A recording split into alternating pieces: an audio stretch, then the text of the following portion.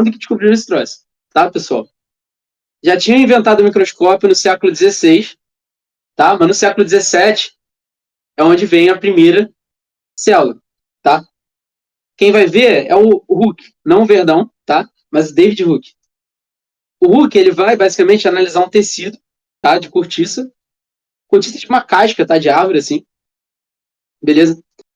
E o cara vai basicamente botar a cortiça no microscópio, beleza? David Hooke. Não verde, é esse camarada aqui, ó. Não é David, é Robert. Botei David aqui. David, o que? É Robert. Parece, né, David? Tá, vamos lá. O Robert Hooke. Não verde, tá? É o Hooke mesmo, é esse cara aqui, tá? Ó, David Hooke, ele vai basicamente olhar, o cara é brabo, tá? Ele vai olhar e vai basicamente reconhecer que o quê? Pô, dentro, ele vai usar um microscópio mais brabo, tá? Beleza? Não era eletrônico, tá, pessoal? Um microscópio normalzão, mas era um microscópio que ampliava mais do que o normal. E ele vai conseguir ver no tecido de cortiça que eles tinham pequenos compartimentos, tá? Completamente vazios, bem delimitados. E ele vai chamar isso aqui de célula, tá bom? Célula significa o quê? Pequeno compartimento vazio, beleza? Pequeno compartimento vazio. E ele não sabia bem o que era, mas sabia que nas plantas, na planta não, mas naquele tecido de cortiça tinha, tá? Agora esse cara aqui, que é Leeuwenhoek, uma coisa assim, é alemão isso, não sei pronunciar esse troço, beleza? Mas não é Leeuwenhoek, não. Não é Leeuwenhoek, não. É Leeuwenhoek, coisa assim. Tá? Eu já vi um holandês pronunciando essa porra. Então, eu pesquisei realmente, tá? Em uma aula em holandês para poder ver como é que era a pronúncia do cara. Muito difícil. Não consegui reproduzir. Mas vamos lá. Esse camarada, ele vai o quê? Descobrir micro-organismos de vida livre. Células de vida livre. Tá bom, pessoal?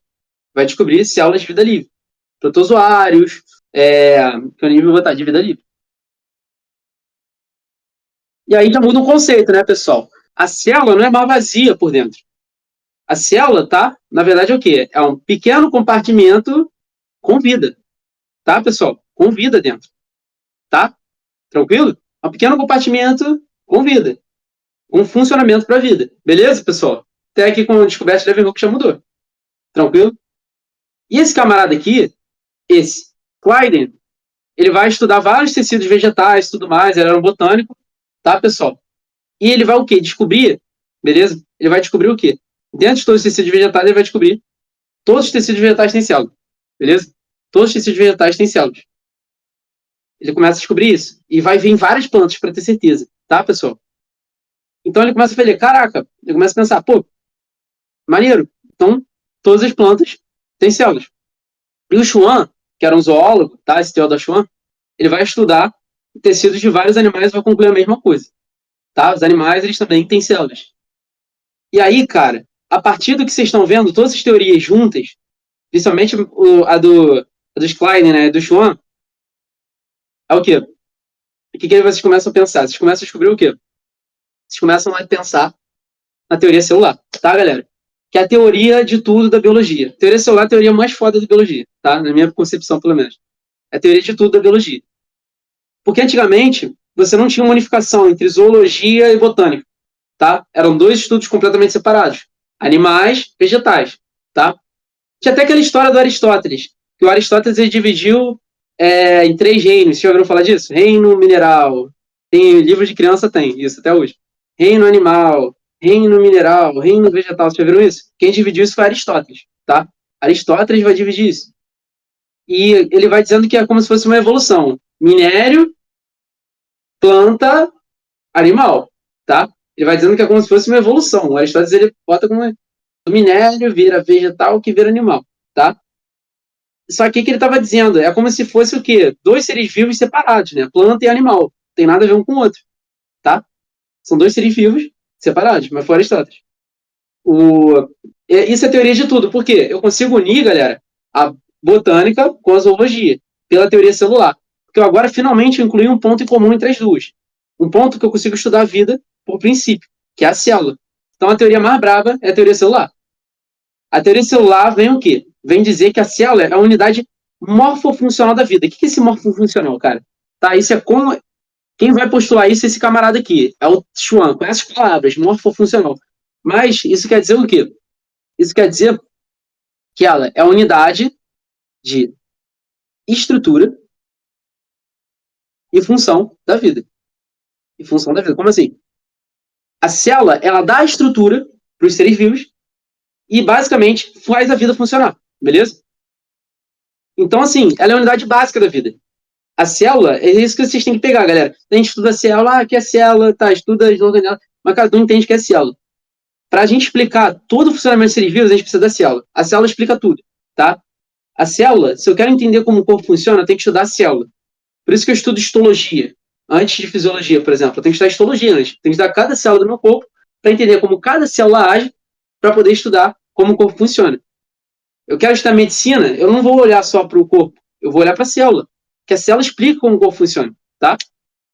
Então, obviamente que não foram só esses dois caras, nem, na verdade, esses 4 caras aqui, né, foram muito mais gente. Várias pessoas foram contribuindo para a teoria celular. Hoje em dia a gente tem alguns postulados, tá bom?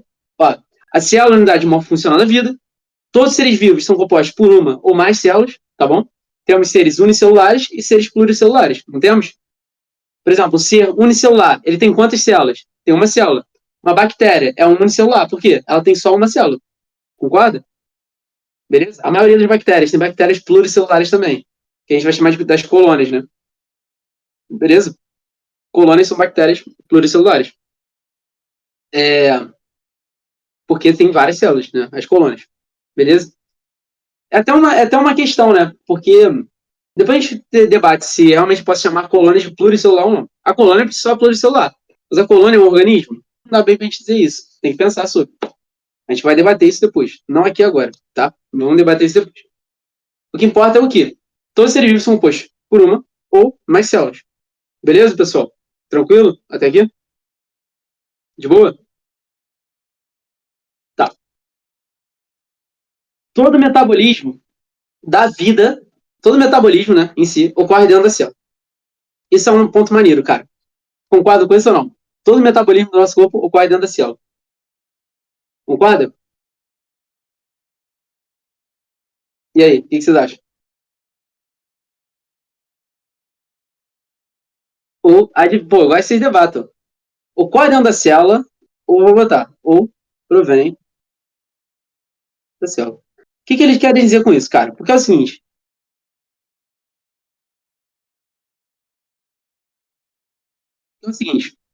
você podia argumentar comigo o quê? Pô, mas e a digestão, por exemplo?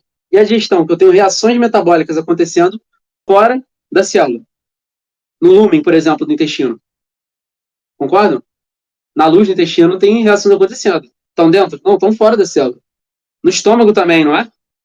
Mas quando você vai analisar, por exemplo, o estômago, ácido clorídrico, né? Convertendo pepsina em pepsinogênio, né? Não, pepsinogênio em pepsina, estão acontecendo fora da célula. Mas, pô, mas a gente começa a pensar um pouco, peraí, da onde que está sendo o ácido clorídrico? De onde está saindo?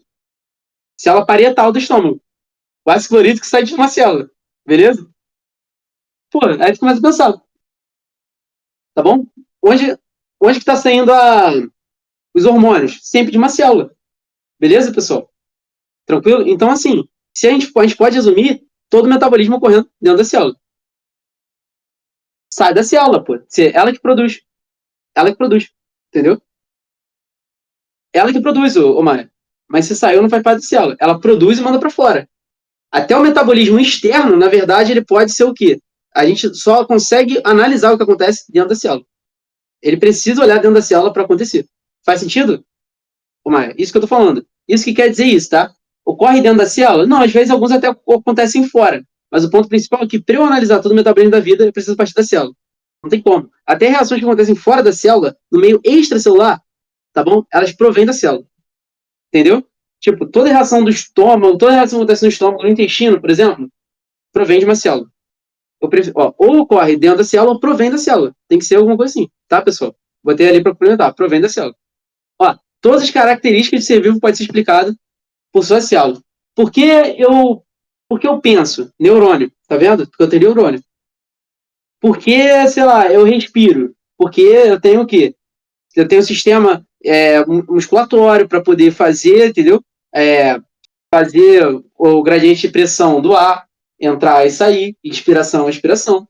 Eu tenho o quê? Células para fazer transporte de gasosos, tá bom? Pneumócitos, por exemplo, para fazer trocas gasosas. Tranquilo, pessoal? Então, se eu perguntar qualquer coisa que eu faço, eu explico por uma célula, ou por várias células, né? Então, tá vendo como é que a teoria celular é foda? Ela une a vida. Isso não só pra gente, tá, pessoal? Para todos os seres. Tudo pode ser explicado pela célula, tá? Ó, outro dogma da teoria celular, toda célula é originada a partir de uma célula anterior, tá? E a continuidade das características vai ocorrer pela conservação do material genético. Cada célula só é igual a outra por causa do material genético, tá bom, pessoal? Tá? Tranquilo? Tem células iguais. Por exemplo, o ser humano, todas as células, exceto células sexuais, contém o mesmo material genético? Contém. Qual a diferença entre elas? A expressão dele, tá bom? Mas o que faz a gente ser humano são nossas células. São o nosso material genético, o nosso DNA, que é igual para todas as células, tá? Tudo bem, pessoal? Material genético é o que não muda. Então, pode mudar, pode ter mutações, mas o material genético vai ser basicamente a sequência do seu DNA, tá, Mário? A sequência do seu DNA, tá? Tranquilo? Pode mudar, pode ser uma mutação e tudo mais. E aí a célula pode parar de funcionar, ou pode produzir algo diferente. Mas eu o quê? Eu vou olhar para eu entender a célula, o quê? Eu olho para o material genético dela, que ele pode me dizer, basicamente, o que ela produz e o que ela não produz. Tudo bem? Pessoal, de boa daqui? Vamos dar uma olhadinha numa célula, em geral. A gente pode dividir a célula em eucarionte e procarionte, tá? A gente já vai falar disso. Mas antes da gente falar disso, eu quero que vocês pensem em coisas que todas as células têm. Seja procarionte ou eucarionte, tá? Toda célula, pessoal, tem material genético composto por DNA, tá? Você nunca vai encontrar uma célula que só tem RNA. Tranquilo? Todas as células, tá bom? Tem material genético composto por DNA. Possui membrana plasmática. Possui ribossomo e possui citoplasma. A gente vai falar disso. Membrana é a primeira que eu penso sempre. Membrana toda célula tem. Toda célula. Não importa. Eucarionte por carionte. Ribossomo também, tá, pessoal? Toda célula tem ribossomo. Tudo bem? Toda célula tem ribossomo. E possui citoplasma. O que é citoplasma? Citoplasma, beleza? Vai ser o quê? É o espaço. Citoplasma é isso tudo aqui, ó. Isso aqui é o nome do citoplasma, tá? Citoplasma é basicamente o espaço e os componentes que estão entre o núcleo, tá bom? Entre o núcleo e a membrana, tá, pessoal? Esse é o citoplasma. O espaço entre o núcleo e a membrana é o citoplasma, tá, pessoal? Entre o núcleo e a membrana. As organelas fazem parte do citoplasma? Fazem. Organela é um componente do citoplasma, tá, pessoal? O pessoal acha que o citoplasma é só a geleia. A geleia tem um nome, hialoplasma, tá? Hialoplasma. Tá, pessoal? A geleia e hialoplasma, mas o citoplasma é todo o conteúdo. Então, o citosol é quase sinônimo de hialoplasma. A diferença é que o citosol, eu garanto que vai ser geleia pura, sem nada, tá? É quando eu centrifugo, beleza? O hialoplasma. Faço centrifugação para retirar todas as proteínas e só tenho a parte ali solúvel, a parte líquida mesmo. Mas assim, tem gente que usa como sinônimo, tá, Cal? Citosol e hialoplasma como sinônimo. É uma besteira tão pequena a diferença, a rigor científico é tão pequeno, que é quase a mesma coisa. Então, pode usar como sinônimo em provas. Eu prefiro usar hialoplasma, que é o termo mais corretinho, né? Por si só. Mas, como os caras botam como sinônimo. Eu abri um livro aqui agora, para dar uma olhadinha nisso, para relembrar esse conceito mesmo, de citosol. Ali não tinha diferença nenhuma, tá? Eu tive que pegar uma anotação minha antigona, tudo mais. Eu até pesquisei a referência para ter certeza, é isso mesmo, tá? Eu abri o Campbell ali para dar uma olhada, e realmente ali, por exemplo, eles botam como sinônimo, citosol e hialoplasma. Já vi usando das duas maneiras. Então, assim, se o Campbell tá botando, você pode usar também. Mas tem essa pequena diferença a rigor técnico e científico. Citosol é o hialoplasma centrifugado. Eu vou tirar, que não me interessa, tá? A parte menos solúvel. Não, perdão. Eu tiro o soluto quando eu vou centrifugar. Eu tiro as proteínas, tiro tudo. Deixo só a parte líquida mesmo, tá? O citosol seria a parte líquida, se eu fosse mais específico. Mas entenderam, né, pessoal? Um detalhe. Eu chamo... E a parte do núcleo? Como é que eu chamo? Eu chamo de protoplasma, tá, pessoal?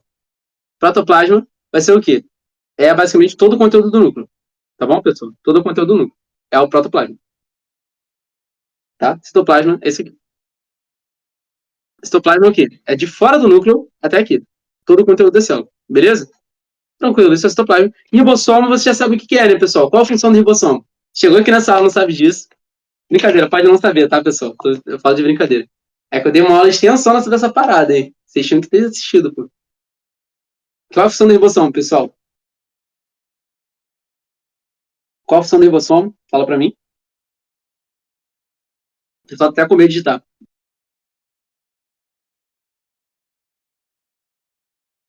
Sintetizar a proteína, tá de boa, mas eu falo brincando só essas coisas. Sintetizar proteína. É isso, é síntese proteica. Pessoal, tem que, mas agora é sério, pra galera vestibular, tem que estar na ponta da língua. Ribossomo, qual a função do ribossomo? É fazer a síntese proteica. Melhor ainda, tradução, tá? Se eu quiser ser mais específico, a tradução da RNA, tá? Tradução da RNA, beleza? Tradução da RNA. Eu botaria na discursiva o quê? Qual a função do ribossomo? Tradução da RNA. Mensageiro, tá? É a tradução da função do ribossomo. Tradução da RNA, mensageiro, tá? Ou, simplificando, síntese proteica, tá? Beleza? Não sei a musiquinha, não. Depois tu entra aqui pra cantar, tá, Lingi? Pra tu cantar pra gente. Aí, outra coisa. Eu também realmente não sei, sem brincadeira. Aí, canta agora, entra aí, Lindinha. Entra aí. Coitada, Lindinha, cara. Sempre bota os outros em passar vergonha, né? Tá, então tu vai ter que escrever que eu canto aqui. Pode escrever que eu canto. Manda pra mim escrito. É, então, eu sempre boto o pessoal passar vergonha na frente do. Aqui no Discord. Mas vamos lá, pessoal. Então, tudo isso aqui, ó, material genético composto por DNA, membrana plasmática, ribossomo, citoplasma, todas as células têm. Ah, mas e as bactérias? Tem tudo isso aqui. Ah, mas e, sei lá, e as células vegetais? Tem. Mas a célula vegetal na parede? Cara, tem parede e membrana, tá? Mas e o vírus? Vírus não é célula, é a celular. Beleza? A gente já vai debater um pouquinho sobre isso, tá? Vamos debater agora sobre isso, tá, pessoal? O vírus. O vírus, tá, pessoal? Ele é acelular, ele não tem célula. Por quê? Porque o vírus não tem membrana plasmática. Ah, alguns têm. Tem envelope. Tem envelope. Não são todos. Vamos lá. Depois eu vou cantar a musiquinha, mas vamos refletir sobre o vírus. Vamos botar um vírus aqui, tá? O vírus pode ter envelope? Pode. Que é membrana, mas não é obrigatório. Se não é obrigatório, já começa a complicar. Você não pode garantir. Vamos pensar num vírus que tem isso aqui, tá? Ele tem o quê? Tem membrana, tem envelope, tem DNA. Possui ribossomo? Não. Nenhum vírus possui ribossomo. Já era. Não possui citoplasma por quê? Porque, basicamente, ele não tem a delimitação do material dele. Ele vai ter o quê? Ele vai ter. Se eu quisesse forçar a barra, eu poderia dizer que o citoplasma está aqui, mas, né, não é considerado, beleza? Essa parte exterior do vírus aqui. O ponto principal é o quê? Não tem ribossomo. Se não tem ribossomo, pessoal, é a coisa que eu posso afirmar. Não é célula. Toda célula tem ribossomo, tá, pessoal? Se o vírus não tem ribossomo, ele é acelular. E tem outro ponto aqui, pessoal, tá? A gente pode argumentar mais uma coisa. Vamos argumentar mais um pouquinho aqui. Só aqui, peraí. Assim, tá? Vamos argumentar mais uma coisa aqui. Vamos argumentar mais uma coisa sobre o vírus. Vamos voltar para a teoria celular? A célula é a unidade morfofuncional da vida. Todos os seres vivos são compostos por uma ou mais células. Todo o metabolismo da vida ocorre dentro da célula. Pô. E aí a gente argumenta. Pensa o seguinte. Onde que ocorre o metabolismo do vírus? É nele?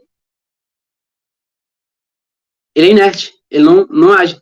Ele precisa de uma célula para... Exatamente. Ele precisa de uma célula para invadir. Tá bom? Então ele não é célula. Outra coisa que confirma. Porque ele não tem metabolismo próprio. Então não pode ser célula. Agora, se ele é vivo ou não, vocês não vão ter que responder isso. Tá, pessoal? Muita gente vai considerar que ele não é vivo. A maior parte da comunidade científica considera que o vírus não é vida. Tá, pessoal? Aí você tem que só saber argumentar se o vírus é vida ou não. O ponto principal que eu quero que você saiba é que ele é acelular. Tudo bem, pessoal? E, inclusive, o vírus, ele ajuda a gente a entender, tá bom? Que a célula... Não, ajuda a gente a comprovar isso. Que o quê? Que o metabolismo ocorre dentro da célula. Por quê? O metabolismo da vida. Porque pro vírus agir, pro vírus ter metabolismo, tá bom? O pessoal fala, não, o vírus é vivo, por quê? Porque o vírus, ele consegue, a galera que argumenta isso, o vírus, ele se reproduz, tá? Isso é uma característica que só a vida tem. A reprodução, beleza? A reprodução, e na verdade não é nem só a reprodução, né? É a continuidade do material genético. Ele se reproduz e passa o material genético para frente, tá? Isso é uma característica da vida, beleza? Então os caras vão argumentar isso. Mas aí que tá a grande parada. Ele comprova mais o quê? Ele comprova mais a teoria celular com isso. Porque pro vírus ter vida, se o vírus é celular, ele precisa do quê? Não pro vírus ter vida, perdão. Mas pro vírus executar uma atividade, tá bom? Que só ocorre em seres que têm vida, que é um metabolismo, tá bom, pessoal? Ele precisa do quê? Invadir uma célula. Porque todo o metabolismo da vida ocorre dentro da célula. Então o vírus, ele precisa do quê? Invadir uma célula. Por quê? Para executar uma característica da vida. Já que ele é celular, ele não pode fazer essa característica, que é o quê? Replicar seu material genético. Tudo bem? Vai ter que injetar o material genético aqui para a célula replicar para ele. Tudo bem, pessoal? Porque não tem ribossomo. Tudo bem? Não tem metabolismo próprio, é inerte. Então, isso ajuda a gente a comprovar a teoria celular. Tá? A teoria celular que diz que todo metabolismo ocorre dentro da célula. E agora, se o vírus é vivo ou não, deixa para os caras debaterem. No nosso debate aqui não é vivo nada. Não é vivo. Se o vírus, cara, não encostar numa célula, ele é literalmente uma cápsula sozinha, que não age, não reage, não existe. Tá, pessoal? Então, eu, particularmente, não acredito muito que ele é vivo. Minha opinião importa? Nem um pouco. Tá? Zero. Então, vocês podem refletir sobre isso, pesquisar sobre isso, tá? Mas não vai cair no vestibular de vocês isso. Se cair, você vai ter que só saber argumentar. Por que ele é vivo? Por que ele não é vivo? Aí você pensa, pô, qual característica que a vida tem? Parará. Qual característica que seres não vivos não tem? Tarará. Você vai ter que argumentar isso com o vírus. Por exemplo, o vírus é inerte em vida livre, ele não tem vida livre. Quando o vírus ele não encosta na bactéria, ele é inerte. Isso é uma característica o quê? Por exemplo, o mineral, ele é inerte. Ele é inerte, pô, ele não reage a nada, entendeu? Ele fica parado, tá? Tranquilo? Se não encostar, é um ser vivo. Se o ser vivo vier mexer naquele mineral, beleza. Tipo, sal mineral. Tranquilo, ele é inerte. Ele não reage, ele não tem metabolismo próprio. Pois eu acho que é vivo. Suave, Maia. Aí eu não vou debater contigo não agora. Não, brincadeira. No final da aula eu posso debater um pouquinho sobre isso com vocês, tá? Vou botar duas argumentações. Por que ele é vivo e por que ele não é vivo, tá? Mas vamos lá. Vamos falar um pouquinho dos procariontes e dos eucariontes, tá, pessoal? Procariontes foram as primeiras formas de vida, tá, pessoal? Em geral, o quê? Bactérias. Então, se eles foram as primeiras formas de vida, eles têm estruturas bem mais simples, em geral, tá bom? Tranquilo, pessoal? Beleza? Até aqui? Primeira coisa, procarionte e eucarionte, tá? Esse eucarionte, ele é o quê? Esse cário vem de carioteca. Carioteca é a mesma coisa que envoltório nuclear. Mesmo sinônimo, tá? Carioteca e envoltório nuclear é a mesma coisa. O eucarionte tem carioteca. Procarionte é antes do carioteca existir. Então ele não tem núcleo, tá, pessoal? Esse é o ponto principal. Olha para o núcleo. Eu quero saber se é eucarionte ou procarionte. Primeira coisa, olha para o núcleo. Se não tiver núcleo, é procarionte. O que ele tem? O procarionte, ele tem o quê? Nucleóide. O que é um nucleóide? Ele é uma organela? Não. Tá? O nucleóide, ele é o quê? Um envoltório? Não. É literalmente o quê? É o cromossomo dele, tá? Que tá ali no centro, geralmente fica no centro, tá? Da célula, beleza? Só que ele tá disperso no citoplasma. Não tem núcleo. Literalmente não tem um envoltório. Ele tá solto no citoplasma. Tá bom aqui? Ó, o citoplasma do procarionte, ele é a célula inteira. Tá vendo? Não tem diferença. Por quê? Não tem núcleo. Não tem divisão. O citoplasma é o conteúdo celular da célula procarionte toda. Tranquilo? De boa, pessoal? Procarionte não tem núcleo. Ele tem nucleóide. Vocês entenderam o que é o nucleóide? É só esse cromossomo. Galera, só para dizer, todo procarionte, tá? Tem cromossomo único. É um cromossomo só, tá? Quer dizer que ele é primitivo por ter um? Não. Número de cromossomo não tem a relação com a evolução da espécie, tá? Por exemplo, tem espécies muito mais primitivas que a gente, que tem muito mais cromossomo que a gente. Mas o ponto principal é o quê? Ele só tem um cromossomo só, é um cromossomo único. Beleza? Toda bactéria vai ter um cromossomo único. Circular, tá, pessoal? Cromossomo único circular. Como assim circular? Tu vê, por exemplo, você não vê ponta nem saída. Ele é todo circularzinho. Onde começa e onde acaba? Não dá pra saber. Ah, é que não. Aqui tá meio zoado, né, isso aqui. Mas não tem ponta de início nem ponta final. O nosso já tem. O nosso é linear. O nosso eu consigo ver bem, tá? Onde ele começa, onde ele termina. O da bactéria não. O da bactéria ele é circular. E é um cromossomo só. Nós temos o quê? 46 cromossomos dentro de cada célula nossa. Tá, pessoal? 46 cromossomos. Ou 23 pares, né, de cromossomos. A célula só tem um. A célula bactéria só tem um. Tá, pessoal? E é único e circular. Tá? E vai ficar nessa estrutura que a gente chama, né? Essa estrutura é desnudo, tá, pessoal? Não tem. O que é um DNA desnudo? DNA nu. É um DNA que não tem histona. Tá, pessoal? DNA sem histona é um DNA desnudo. Anota isso aí que eu não botei aqui. Vou botar aqui para vocês, tá? Não é separado no tutorial. DNA desnudo. A gente chama essa estrutura, tá? Desse DNA central de nucleóide. Vamos entender o porquê que eu chamo de nucleóide, tá? Porque além, galera, desse cromossomo único, uma coisa que só os procariontes têm é o quê? São plasmídios. O que é o plasmídio? Plasmídio vai ser o quê? Fragmentos de DNA dispersos no citoplasma. Tudo bem, pessoal? Boa? O plasmídio, tá bom? Ele vai ser o quê? Fragmentos de DNA dispersos no citoplasma, no nosso esqueleto vivo. Tá, pessoal? Esses plasmídios, a gente tem plasmídio? Não. Já viram falar em plasmídio, pessoal? Já caiu no Enem essa parada, hein? Já viram falar?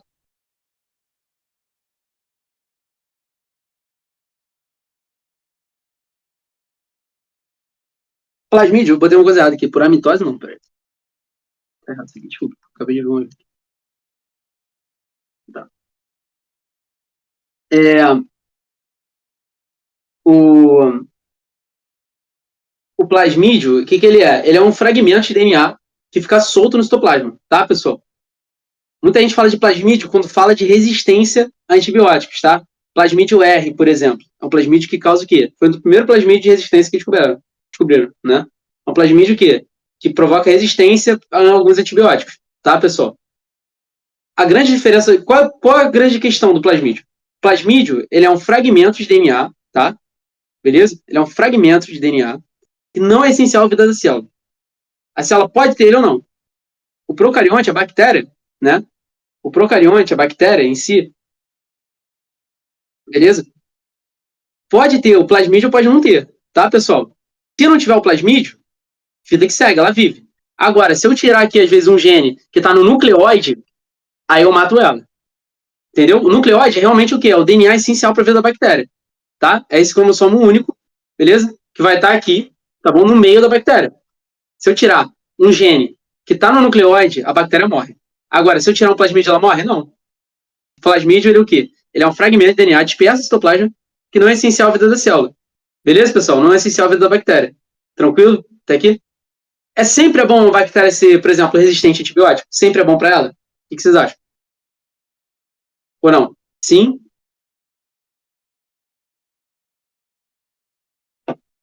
Ah, não. Não?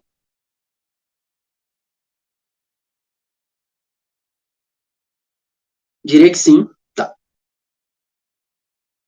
O que vocês acham, pessoal? Sempre é bom a bactéria ser resistente a antibiótico ou não?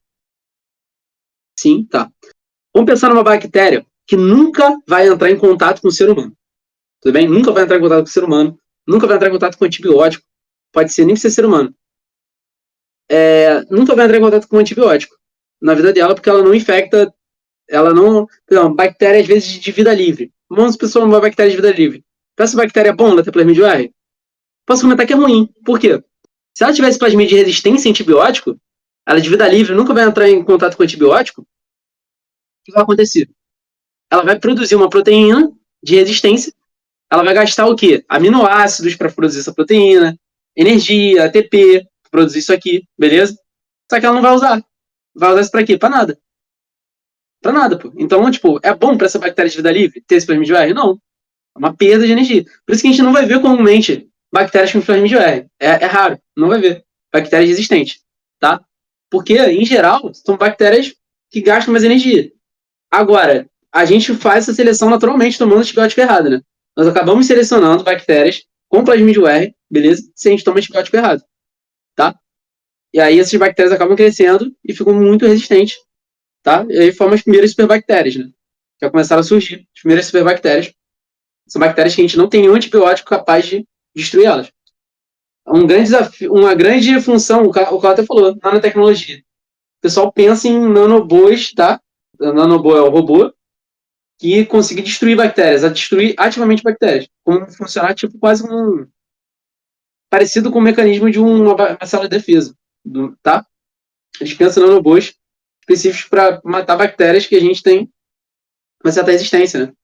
Talvez para ser a solução para superbactérias, enquanto a gente não descobre nenhum antibiótico, tá? É muita pesquisa em cima disso. Maneiro, né? Mas não maneiro o que a gente está fazendo. Tome antibióticos da maneira correta, pessoal. Faz diferença, sim. Antibiótico é muito sério. Mesma coisa da vacina que eu tinha falado antes. Sentimento de comunidade. Ah, esqueci de tomar. Cara, toma certinho, porque você pode estar passando uma doença muito séria pra frente. Toma certinho. Pô, cara, é só botar o alarme, meu irmão. Tá ligado? Tá? Depois eu explico, tá? Funcionamento dos antibióticos pra vocês. Quando a gente falar de sistema imunológico, eu vou explicar pra vocês como o antibiótico funciona. Por que você tem que tomar, tipo, na hora certa? Por que não dá errado? Tem a ver com seleção natural. Vocês já tiveram essa aula com o Eric, mas depois eu explico pra vocês. Então, beleza, pessoal. Não possui, tá? Procarionte não possui organela membranose. Tá, pessoal? O que é organela membranose? Organela Pô, eu lembro. Cara, membrana plasmática uma organela não é, pessoal. Membrana plasmática uma organela não é. Isso é um debate complicado, tá? É. E aí? Vocês acham?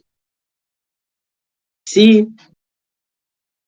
Cara, já vi algumas provas considerando, mas eu vejo muita gente argumentando que não é, tá? Não é organela, é uma estrutura. Beleza? É uma estrutura. Eu vi muita gente argumentando que não é. Tá bom? Muita gente séria, tá? Muitos artigos científicos argumentando que não é organela. É uma estrutura. Beleza? Uma estrutura. Então, tomem cuidado. Na hora de argumentar, não bota uma organela, bota uma estrutura. Prefiro que vocês falem assim. Tendo ou não uma organela, é uma estrutura. Tá? Se fosse quem for discursiva. Agora se o cara perguntar para vocês qual a organela responsável sei lá, pelo isolamento, você bota ali que é a membrana plasmática. Mas assim, pelo isolamento do meio externo, né? Para isolar a célula do meio externo, membrana plasmática. Mas cuidado, tá, pessoal? Muita gente já vem argumentando que não é organela, beleza? Não é organela, tá?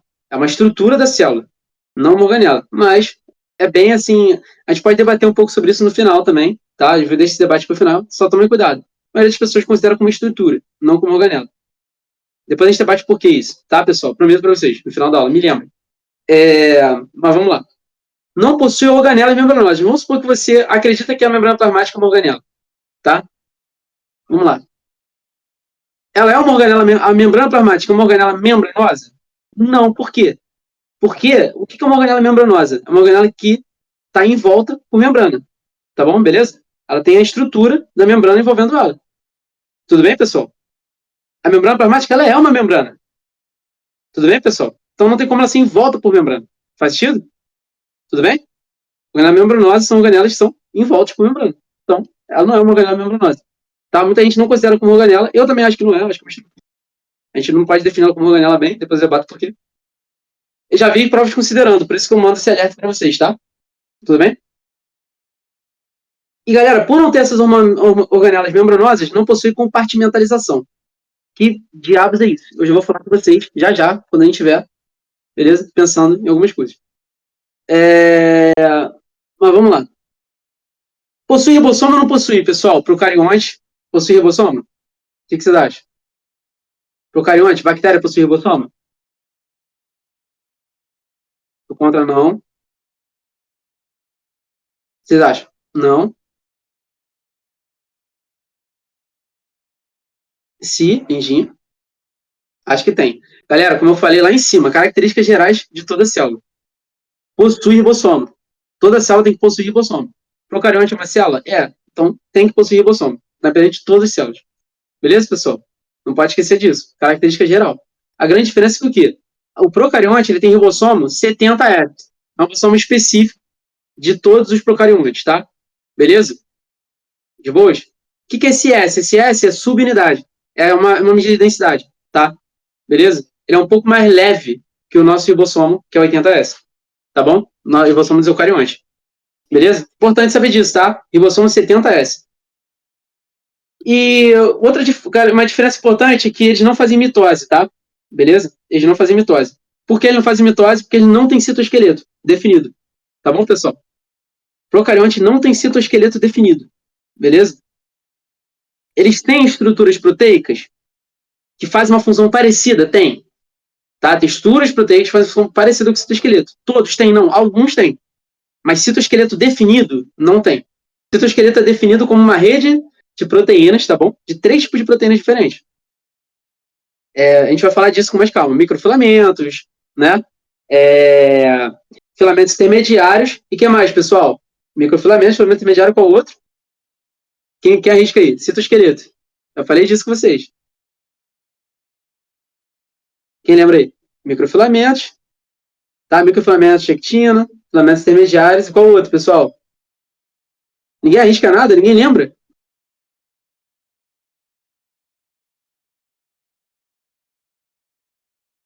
Lindinha, lindinha. Boa, mano. Voou, cara. Voou. Lindinha tá tirando onda, pô. É isso. Microtúbulo, pessoal. Não esqueça do microtúbulo, tá? Um dos mais importantes é esse, vocês não podem esquecer. Microtúbulo. Microtúbulo tem funções muito importantes, principalmente para a divisão celular. Na divisão celular, quem vai formar o fuso mitótico, tá? Quem vai formar o quê? Tá bom? Os cabinhos que vão puxar os cromossomos, você deve ter visto, né? Aqueles cabinhos. Tudo bem? Quem vai formar esses cabinhos são os microtúbulos, tá bom?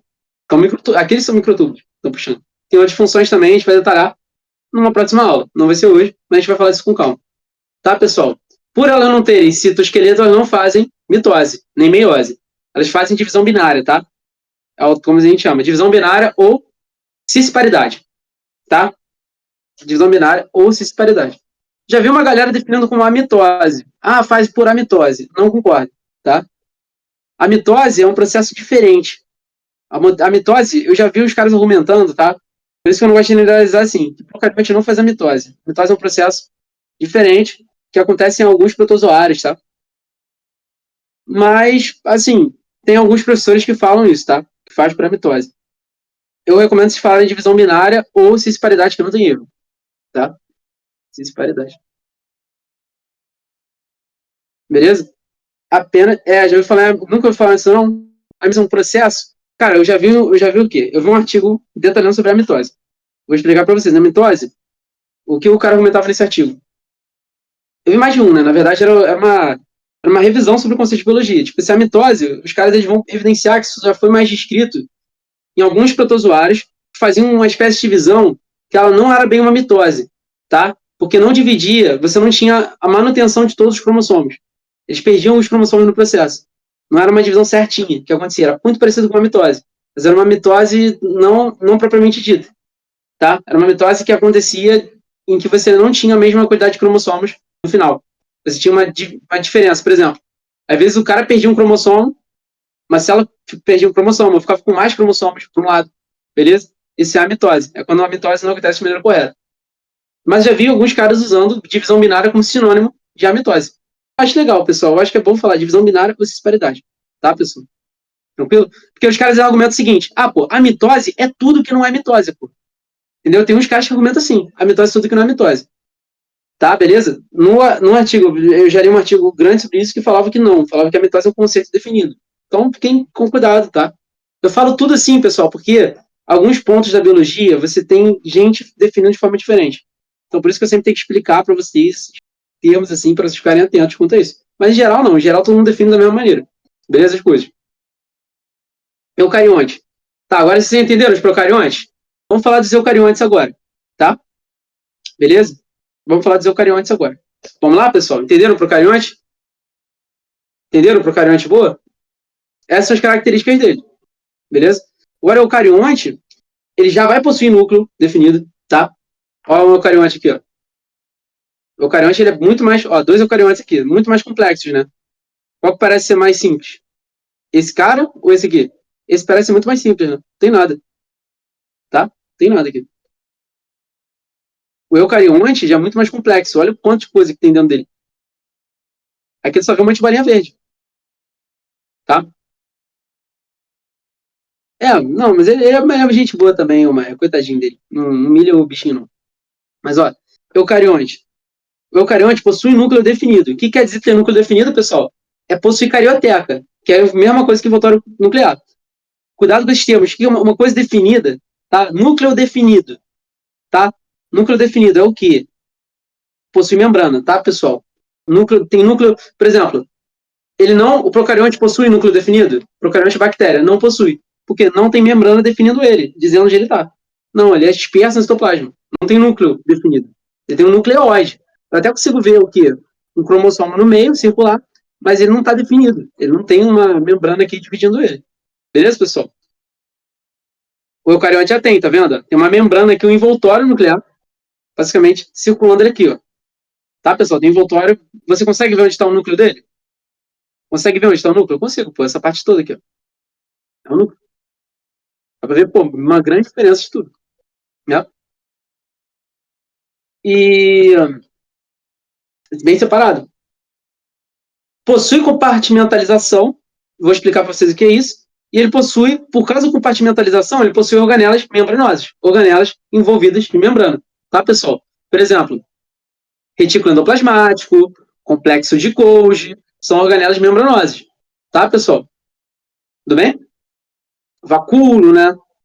Peroxissomo, mitocôndrias, tá? Mitocôndrias é o quê? Tem membrana. Não tem a ver com compartimentalização, mas tem membrana. Tá, pessoal? Tranquilo? De boa, pessoal? Suave? Tem membrana. São organelas que tem membrana dentro dela. É assim, o cara tem uma membrana dentro da membrana. Possui ribossomo 80S, uma diferença entre eles. Não possui plasmídeos, tá, pessoal? Não possui plasmídeos. Não vai ter DNA. Todo o DNA, beleza? Todo o DNA do eucarionte está contido aonde? Em 2 lugares, tá, pessoal? Está contido em 2 lugares. Todo o DNA de um eucarionte. Primeiro lugar, pessoal, esse vocês vão saber de cor. Qual lugar que, quando eu quero olhar o DNA, eu olho para qual organela? Olho para onde? Olho para onde, pessoal? Olho para o núcleo. Agora o Carl já entregou o outro. O outro é onde? Mitocôndria. Tá, pessoal? O outro é na mitocôndria. Beleza? De boa? O outro DNA que eu vou olhar é na mitocôndria. A mitocôndria ela tem DNA próprio, tá, pessoal? A gente depois vai falar sobre isso. Teoria da endossimbiose, não hoje. Mas a mitocôndria nada mais é, pessoal. Eles acreditam que é uma bactéria que foi englobada, tá? A mitocôndria foi uma bactéria que há muito tempo já foi de vida livre e foi englobada por um eucarionte, tá bom? E basicamente tirou uma relação mutualística ali entre essa bactéria e o eucarionte. Hoje em dia ela vive dependentemente. Os dois são dependentes. Se eu tirar minhas mitocôndrias de uma célula minha célula morre, tá?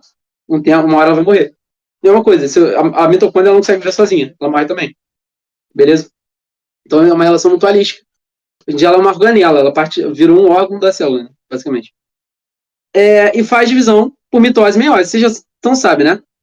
Quem são os eucariontes, pessoal? Quem possui células eucariontes? Quem possui células eucariontes? Todos os seres vivos. Exceto as bactérias. Tá, pessoal? Todos os seres vivos possuem células eucariontes, menos as bactérias.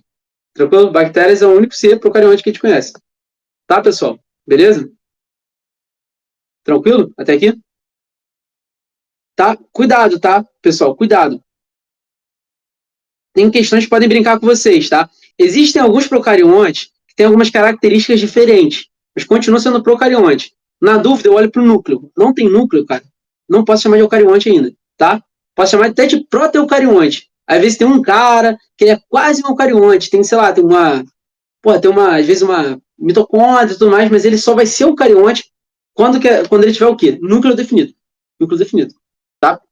Núcleo definido. Definição. Agora, essas são diferenças gerais, tá? Diferenças gerais. Todo eucarionte tem isso aqui, beleza? Todo procarionte tem isso aqui. Tem isso aqui, beleza? Raros casos, exceções, né? Biologia tem um cara diferente. Mas como que tu vai argumentar na prova se o cara é um eucarionte ou procarionte? Isso pra galera discursiva, tá? Tem alguém discursivo aqui, pessoal? Eu tô falando, mas eu vou deixar, como vai deixar ficar gravado? Como você vai argumentar? Procura um núcleo, olha pro núcleo. Se não tiver núcleo, eu não posso chamar nunca de um eucarionte, cara. Nunca. Nunca. Tem que ter carioteca. Porque literalmente eucarionte significa o quê?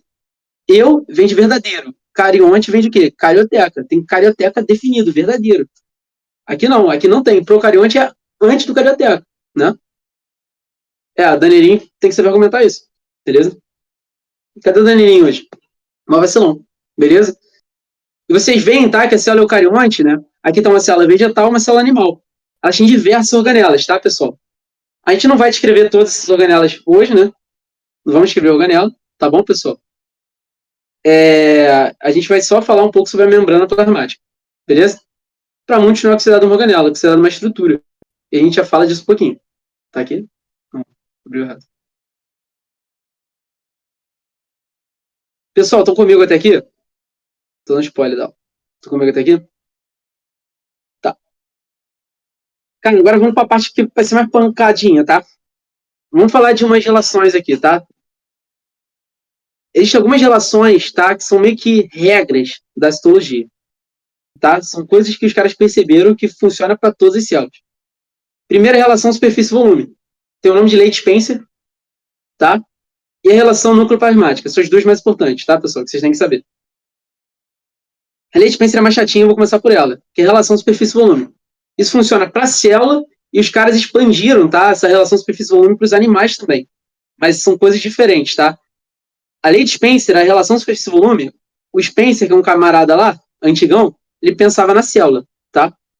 Pensava na célula. Ele falou, pô, vamos considerar uma célula como se fosse um cubo, beleza? Vamos simplificar a célula como se fosse um cubo, tá? Beleza? A superfície da célula, o que ele percebeu? Cara, se a célula cresce, a superfície não cresce ao mesmo tempo que o volume. O volume cresce muito mais rápido do que a superfície dela. Tá, pessoal? Beleza? Estão comigo até aqui? Por exemplo, eu tenho. Isso é matemática, tá, pessoal? Eu tenho um cubo. Qual a área desse cubo, pessoal? Qual a área desse cubo? Vamos calcular a área do cubo? A área do cubo, né? Eu tenho o quê? Vai ser o quê? Cuidado, ô Cal. Isso aí é o volume. A área, ó, a aresta ao cubo é o volume. A área vai ser o quê?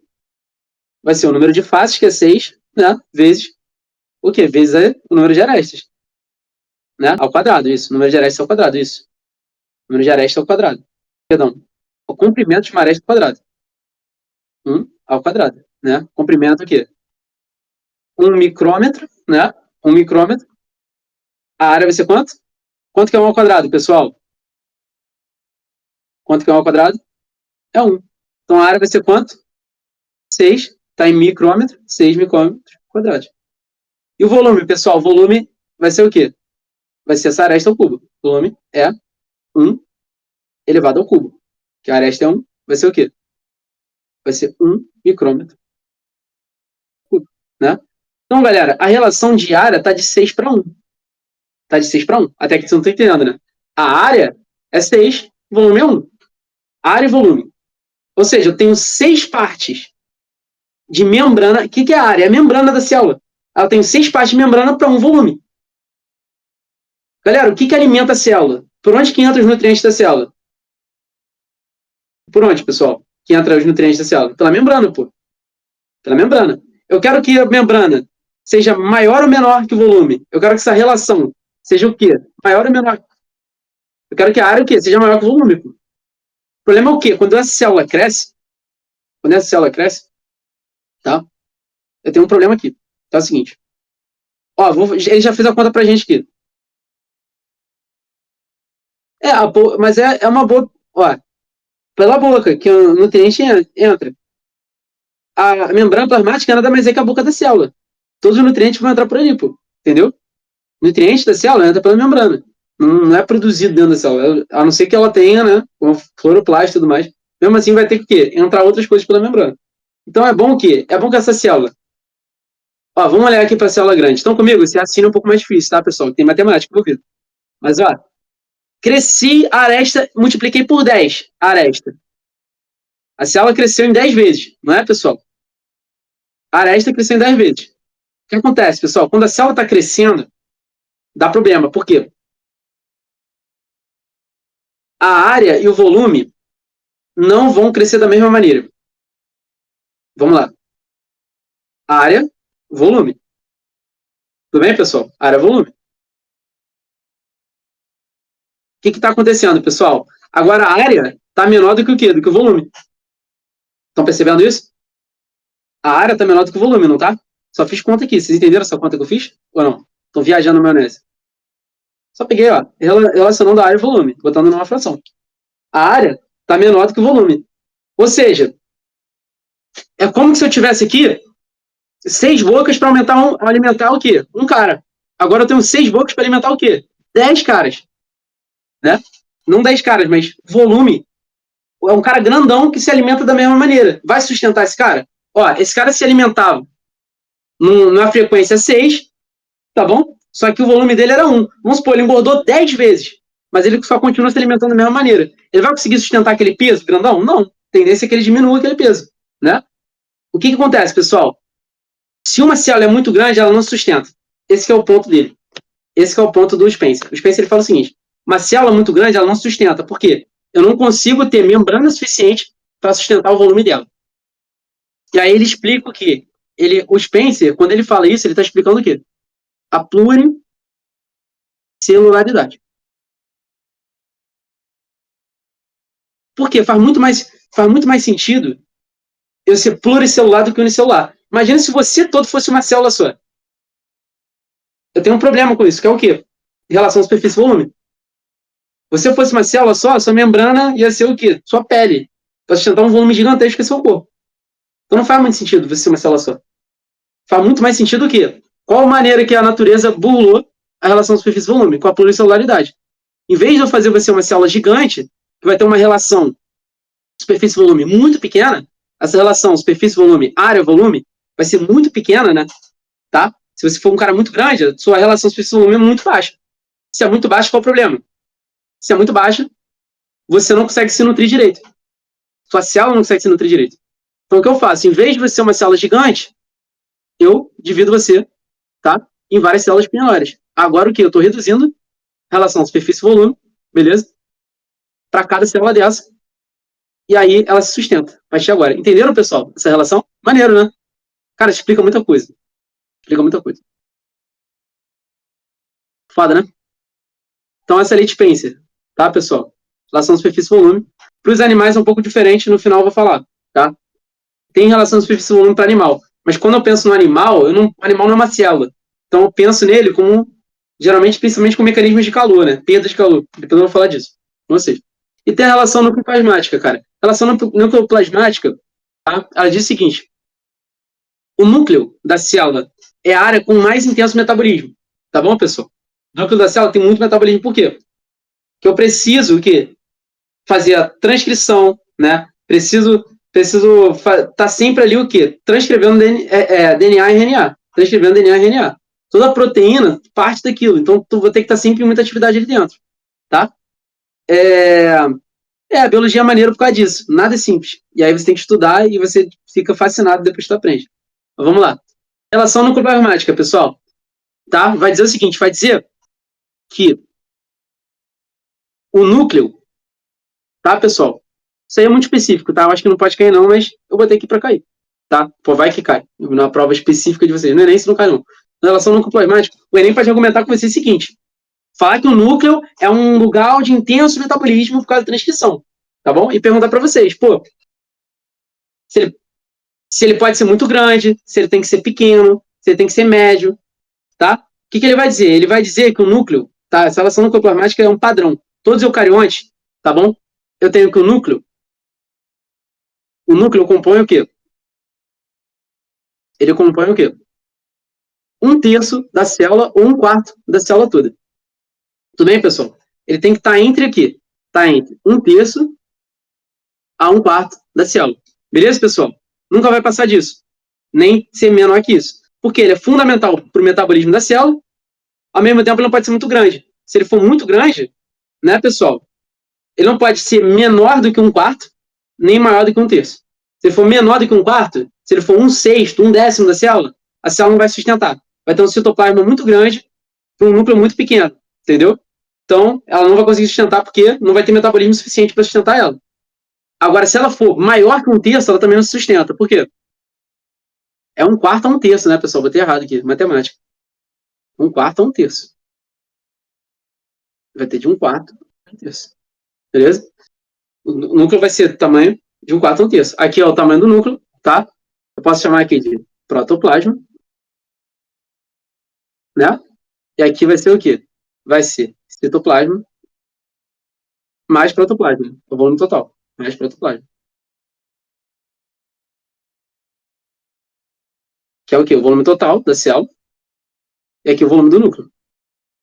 Tudo bem, pessoal? Tranquilo? Entenderam essa relação? É maneiro, vocês entendem. Tipo, pô, por que o núcleo não é gigantão? Por quê? Porque senão dá ruim. Tá, pessoal? Isso foram relações antigas da histologia. E, óbvio que tem exceções, né, pessoal? Tem algumas exceções, por exemplo, tem células que são anucleadas, né, que vão... Elas são sempre nucleadas. Não, toda célula eucariota tem que ter núcleo. Elas perdem um núcleo, por exemplo, as hemácias. Elas perdem um núcleo. Mas a hemácia é uma célula que já é diferenciada. O eritrócito. O eritrócito, ele é diferenciado. Eritrócito e hemácia é a mesma coisa. Tá? Era uma célula que sofreu diferenciação. É uma célula que foi maturada. Tá? Porque antes ela era um eritroblasto. Tá? Antes ela tinha núcleo. Todo eucarionte tem que ter núcleo, pessoal. Não existe eucarionte sem núcleo. Tá? Então, mas tem uma célula, tipo, a hemácia não tem núcleo. Pô, mas é porque ela tinha antes e perdeu. Faz sentido, pessoal? Sempre que eu for pensar numa célula, tem que ter algum núcleo ali. Célula é eucarionte. Mesma coisa em bossomo. Mas uma célula tal não tem bossomo, porque ela perdeu. Porque antes ela tinha. Processo de maturação, tá? Tranquilo, pessoal? De boa? Beleza? Suave? Então vamos falar dela agora. Agora a coisa vai ficar mais pesadinha. Mas a parte mais pesada da aula. Vocês conseguiram entender isso aqui, pessoal? Relação superfície-volume, tá? Depois me lembra de falar dos animais. Cara, anota as coisas que eu tô falando, que eu vou falar depois, pra gente debater. Vou falar da membrana plasmática. Membrana plasmática, como eu falei, é uma estrutura, tá bom? Se é uma organela ou não é, tá? Já vi algumas provas definindo como organela. Tudo bem? Muita gente define como estrutura, não como organela, tá? E a principal função da membrana plasmática é o quê, pessoal? É isolar seletivamente a célula do meio externo. Quer dizer que garante a homeostase. O que é homeostase? O que é homeostase, pessoal? Fala pra mim. Quem lembra? Equilíbrio. Pô, dá pra definir melhor, hein? Equilíbrio iônico. Não. Peraí, mas não é. Meio, boa, Maia tá voando, é isso. Homeostase é o quê? Meio externo separado do meio interno, tá bom? Meio externo separado do meio externo. Meio externo separado do meio interno. Ou seja, isso pode ser separado do meio interno. Interno. Mas pode ser, quer dizer o quê? Quer dizer que o quê? Homeostase é o quê? É igual a garantir a organização constante. Constante. Como assim, pessoal? Como assim? Quando eu isolo a célula do meio externo, eu garanto que a célula vai ficar organizada, tá? Por que você fica todo direitinho aí dentro? Porque você tem estruturas que garantem a sua homeostase. Você com um animal. Se eu tiro a pele do animal, tiro o tecido de revestimento do animal, tá? Tendência é o quê? A tendência é o músculo dele cair. Vai funcionar? Não. Vai dar ruim, né, pessoal? Só que o músculo ele não cai, tem estrutura de seguro. Por exemplo, pode cair o olho, pode cair um monte de coisa, não vai funcionar. Né, pessoal? Tem que ter pele, tem que ter revestimento. Tá, pessoal? Tem que ter revestimento. Para quê? Para manter a homeostase. Separar o animal do meio externo. Mesma coisa a célula. A célula tem que ter membrana plasmática. Imagina se eu romper a membrana, destruir completamente a membrana. A célula vai se espalhar, pô, pelo meio, não vai ter mais organização, não tem mais vida. Toda a vida precisa ter homeostase, tá, pessoal? Tem que ter meio interno, vou ter um meio interno, tá no mesmo, né? Mas eu vou botar certinho, meio interno, separado do meio externo. Isso é homeostase. Externo, tá, pessoal?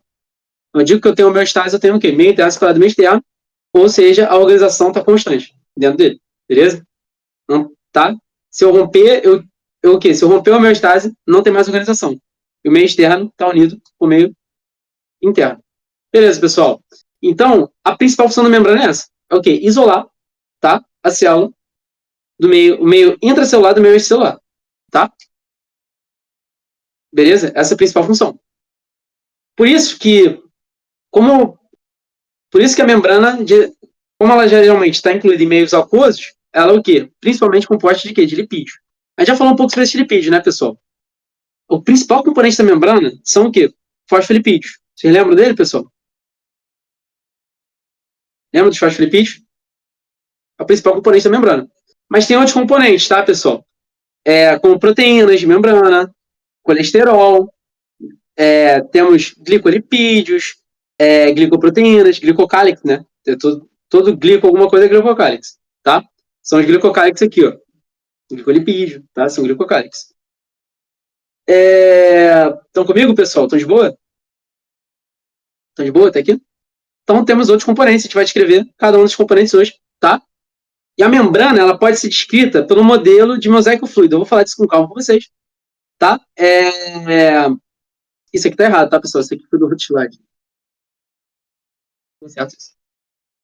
E agora eu vou pedir para a Lindinha rodar uma imagem para vocês verem como que a membrana funciona. Porque, calma, porque é o seguinte, a gente acha que a membrana ela é uma coisa estática, tá, pessoal?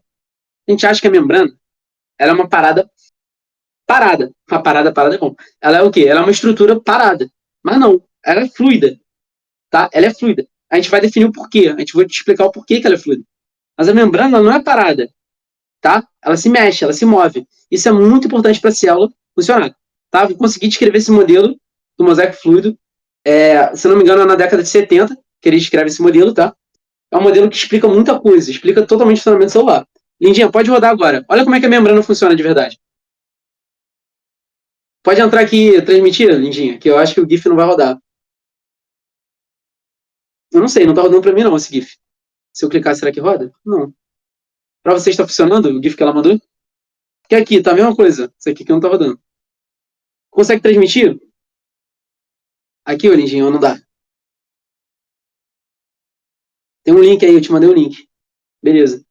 Transmite aí com a imagem rodando para o pessoal ver como é que funciona a fluidez da membrana.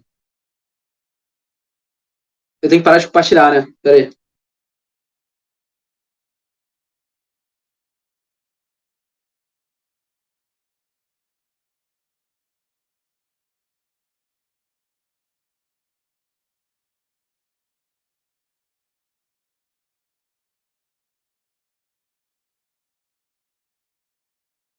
Parou?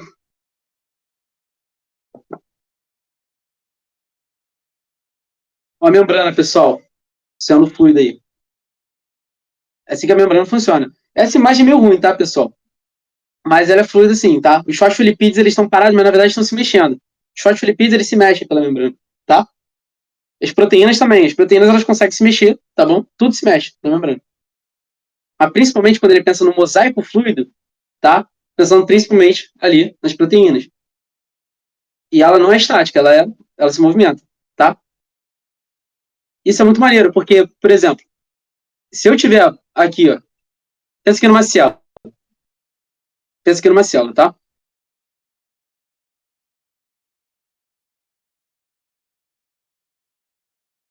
Numa célula. E, sei lá, ela quer botar alguma coisa para dentro dela. Vamos pensar que. Vamos pensar aqui que ela quer botar alguma coisa para dentro. Alguém tem alguma coisa que uma célula gostaria de colocar para dentro dela? O que ela gostaria de colocar para dentro dela?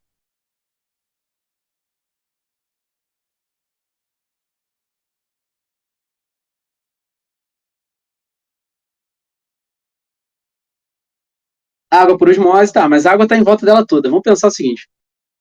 Vamos pensar que por osmose não teria nem proteína, né? Transportar. Vamos pensar o seguinte. Vamos pensar que tem glicose para entrar na célula. Pode ser? Glicose que a célula quer botar para dentro. Tá bom? E ela tem proteínas para glicose aqui, para entrada de glicose aqui, para entrada de glicose aqui, para entrada de glicose aqui, para entrada de glicose, para entrada de glicose, para entrada de glicose. Tá? Vamos pensar aqui também que eu tenho o quê? Que eu, para entrar. Ih, burro pra caraca. Pera aí. E vamos pensar que para entrar essa glicose, que eu vou. Ô, Lindinha, pode até parar de compartilhar, tá?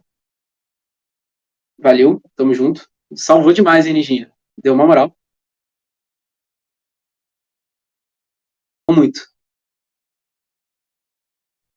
Temos aqui a nossa aula que está assim. E vamos pensar que nós temos também o quê? Nós temos aqui insulina, né? Insulina. que vai fazer essa glicose entrar. Tudo bem, pessoal? Tranquilo?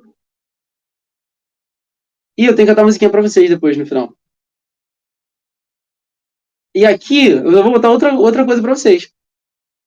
Aqui eu tenho o quê? Receptores para essa insulina espalhados na célula. Essa célula tá um bom negócio? Tá um bom negócio para essa célula aqui, ó? Tá um bom negócio para essa célula? O que vai acontecer, pessoal? Ó, receptor vai ligar aqui, tá beleza, vai fazer o quê? Entrada de glicose aqui. Mas, pô, isso é eficiente? Não, né? Tipo, entrou aqui. Porque, tá vendo? Tem uma parada, um monte de portão aqui que está sem ser utilizado. Como a membrana é fluida, o que eu vou fazer? Eu vou botar o quê? Receptores aqui, ó, e proteínas aqui, ó, para entrar. Receptor, proteína.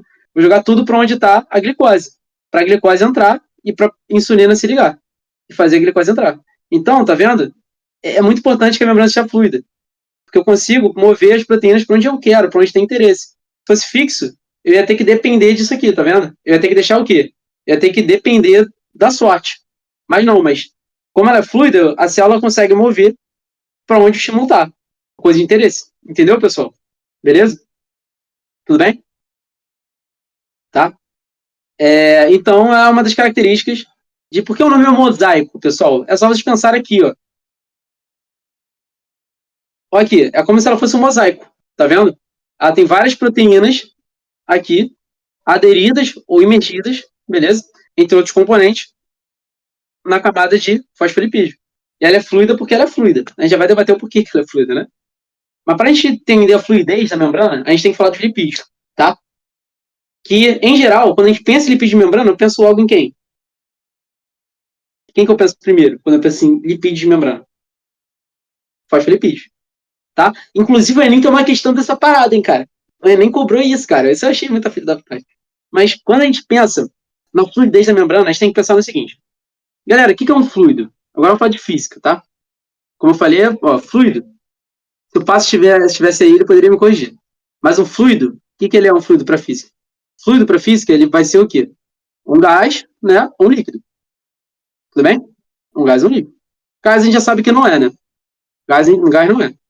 Então, um fluido, ele vai ter o quê? Uma característica de ser líquido. Sólido é fluido, pessoal? Sólido é fluido? Escoa? Não, né? Sólido não escoa, sólido não tem escoamento. Então, a membrana ser fluida, a membrana o quê? Ela vai ser majoritariamente líquida. Ela vai ter propriedade, tá? De algo líquido. Algo pouco viscoso, tá? Uma coisa que é muito viscosa é uma coisa que não é tão fluida assim. Tudo bem, pessoal? Tranquilo? Até aqui? De boas, pessoal? Então, vamos lá. A fluidez está relacionada a essa propriedade de ser líquido. Agora, para vocês não esquecerem uma coisa, quando eu penso em gordura insaturada, pessoal, quando eu penso, olha a questão da Enem. Quando eu penso em gordura insaturada, pessoal, eu lembro do quê? Gordura insaturada. Manteiga ou azeite? Óleo de soja ou aquela gordura da picanha? Gordura insaturada, pessoal. Insaturada. Azeite ou manteiga?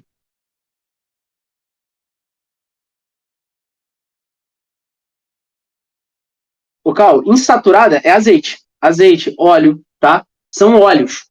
A insaturada são óleos. Tá, beleza? E aí a gente já começa a pensar.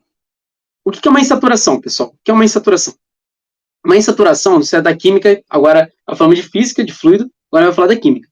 A insaturação, beleza? Ela é o quê? Ela é essa ligação dupla, que pode ocorrer no ácido graxo. Tá? Esse desenho não está muito bem escrito, não, tá? Ó, como é que é um fosfolipídio? O fosfolipídio, ele vai ser uma cabeça polar com uma cauda longa, uma bem longa mesmo, apolar, tá? Pode ser de tamanho diferente, tá? Essa cabeça polar, tá? Ela vai ser composta por esse cara aqui, ó, glicerol e fosfato, mas eu quero que vocês foquem principalmente nesses caras aqui. Esses caras são ácidos graxos.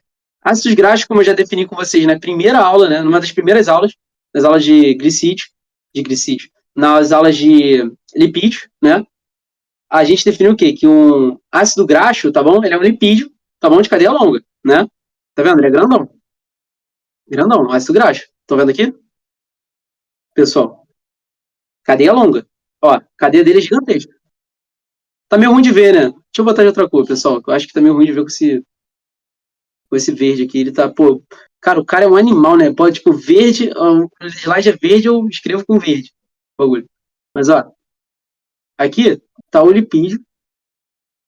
Pô, é mesmo, né? Fala sério. Temos aqui o quê? Um fosfolipídio. Fosfolipídio, cabeça polar, cauda apolar. A gente chama de cauda, tá? Essa parte aqui. E a cauda é composta por o quê? Por dois, tá bom? Por dois ácidos graxos. Tudo bem até aqui, pessoal?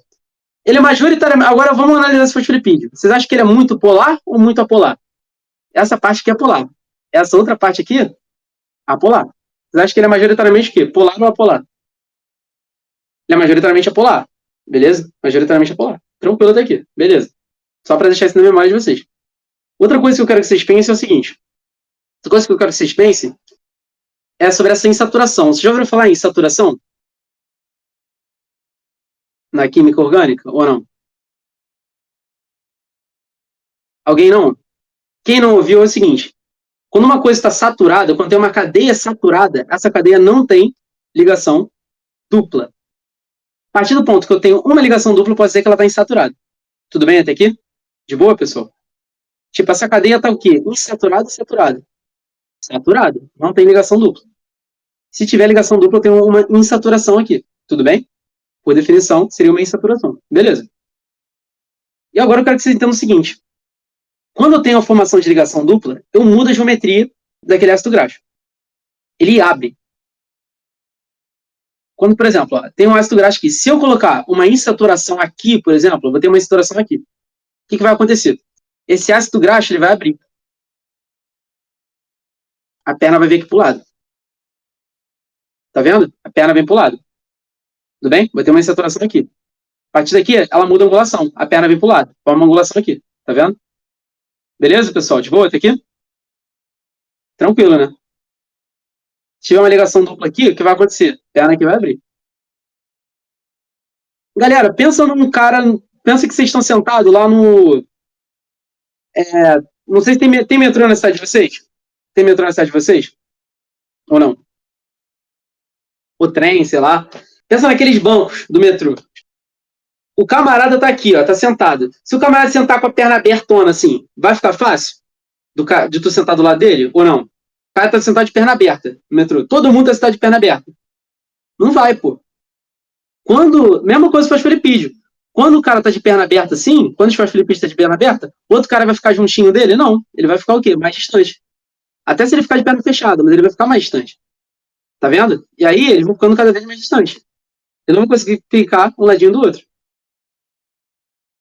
Senta no colo. Qual é, calma? Vou ver aí. Ó. Aí aqui, ó. Respeito na aula. Ó. Aí aqui, ó. Ele vai ficar como? Ele até tenta se ajeitar, mas ele não consegue. Tá vendo? Ele vai ficar distante um do outro. Ele meio que vai empurrar esse cara pro lado. Vocês estão entendendo isso, galera? Estão entendendo essa parada? Ou não? De boa, né? Com formação espacial, ele não consegue ficar perto um do outro. Eles têm que se afastar um pouco. Galera, uma coisa que é sólida, ela tá muito compactada, não tá? Quando a coisa está sólida, ela tá muito compactada. Quando uma coisa está líquida, ela tá mais separada. Já deve ter visto isso com a Stephanie, na primeira aula dela. Propriedades da matéria. Coisa que é sólida, eu tenho o quê? As moléculas todas juntas. Quanto mais eu for separando as moléculas, aquilo vai se transformando em líquido. Tá? Se elas forem separando mais, se transforma em vapor. Então, assim, como elas estão separadas, quando tem isso aqui, tá vendo? Uma separada da outra, eu posso dizer que eu estou aumentando a fluidez da membrana. Tudo bem até aqui? Eu estou aqui aumentando a fluidez da membrana. Essa membrana está muito fluida. Aqui não. Aqui ela está mais viscosa. Ela está mais difícil de transferir. Aqui ela está mais líquida. Aqui ela não chega até sólida, mas ela está mais sólida. Tá? Ela está beirando ficar sólida. Aqui não. Aqui ela está mais líquida. Entenderam isso aqui, pessoal? Porque elas estão mais distantes. Por isso explica o fosfolipídio, ele explica a fluidez da membrana. Beleza? Isso aqui? Agora aquela questão do Enem, vocês podem abrir aqui, ela teve um outro debate interessante nessa questão. Por isso que eu achei uma questão difícil. Porque assim, se o camarada pensasse, o camarada lembrar, tipo assim, porra, insaturado, ele já mata. Beleza? Porque, tipo, pô, gorduras insaturadas, azeite, óleo, uma coisa que é fluida, uma coisa líquida. Então, eu vou buscar o cara mais insaturado para poder marcar. Só que o Enem ainda botou o quê? Cadeias longas e cadeias curtas. Galera, quanto maior a cadeia, mais juntinho ele vai ficando. A interação é mais forte, tá? As interações entre duas moléculas, se uma cadeia é muito longa, ela é mais forte. Ela vai ser muito apolar. Se uma coisa é muito apolar, ela reage muito bem com uma coisa que é apolar também, né? Quanto maior for a cadeia do fosfolipídio, entendeu? Quanto maior for essa cadeia aqui, por exemplo, se tiver uma cadeia muito grande aqui, a tendência é o quê? Ele ficar mais sólido. Porque ele vai interagir. Mesmo que, por exemplo, ó, mas se esse cara dobrar, a perna vai ficar muito distante. Beleza. Mas mesmo assim, cara, vai ter uma interação tão forte com esse cara aqui, outro, vamos supor um fosfolipídio que tá aqui, ó. Vai ter uma interação tão forte com esse outro fosfolipídio aqui, que, cara, vai ser tão forte que ele vai tentar aproximar o máximo que ele conseguir. O máximo, o máximo, o máximo. Que não aconteceria se ele tivesse uma perna curtinha, beleza? O cara vai até se dobrar para ficar perto dele. Porque tem uma interação muito forte por causa do tamanho da cadeia, beleza? Então, a gente tem que se ligar nisso. Tranquilo? Beleza? Tem que se ligar nisso. De boa, pessoal? Tranquilo até aqui? Então, se ele tiver uma cadeia muito longa, a tendência é o quê? Ele gerar uma força tão forte de atração, transforma aquilo em mais sólido. Beleza? Tudo bem, pessoal? De boa? Se ele tem uma cadeia curta e insaturada, tendência que ele seja muito fluido. Logo, você sabe que o quê? Se ele quer o quê? Se ele quer ele, na questão, acho que ele perguntava, se não me engano, qual era a mais fluida. A mais fluida seria a 2. Faz sentido? A mais fluida é a 2. Por quê? Porque a mais fluida é a que está toda insaturada de cadeia curta. Agora, qual é a mais viscosa, a mais sólida, pessoal? É qual delas ali? É a 4, pô. Por quê? Cadeia longa, sem insaturação. Entendeu? Pegou a visão? As interações são muito fortes ali. Então, ela vai ser a mais viscosa que tem. Tá? E a própria célula vai alterando isso, tá? A própria célula, ela altera isso que fazendo ligações, tá? Provocando algumas reações para fazer esses ácidos graxos ficarem saturados ou ficarem saturados, dependendo se ela quer mais fluidez ou menos. Se ela quer não, né? Se as reações químicas estão pedindo mais fluidez ou menos, tá? Ela vai... Isso é tudo químico, tá, pessoal? Ela não quer nada, ela não tem consciência. Então, vai acontecendo de forma química ali mesmo. E outra coisa, outra coisa que ela pode fazer também, caso esteja muito fluido, ela precise diminuir a fluidez, ela coloca um colesterol.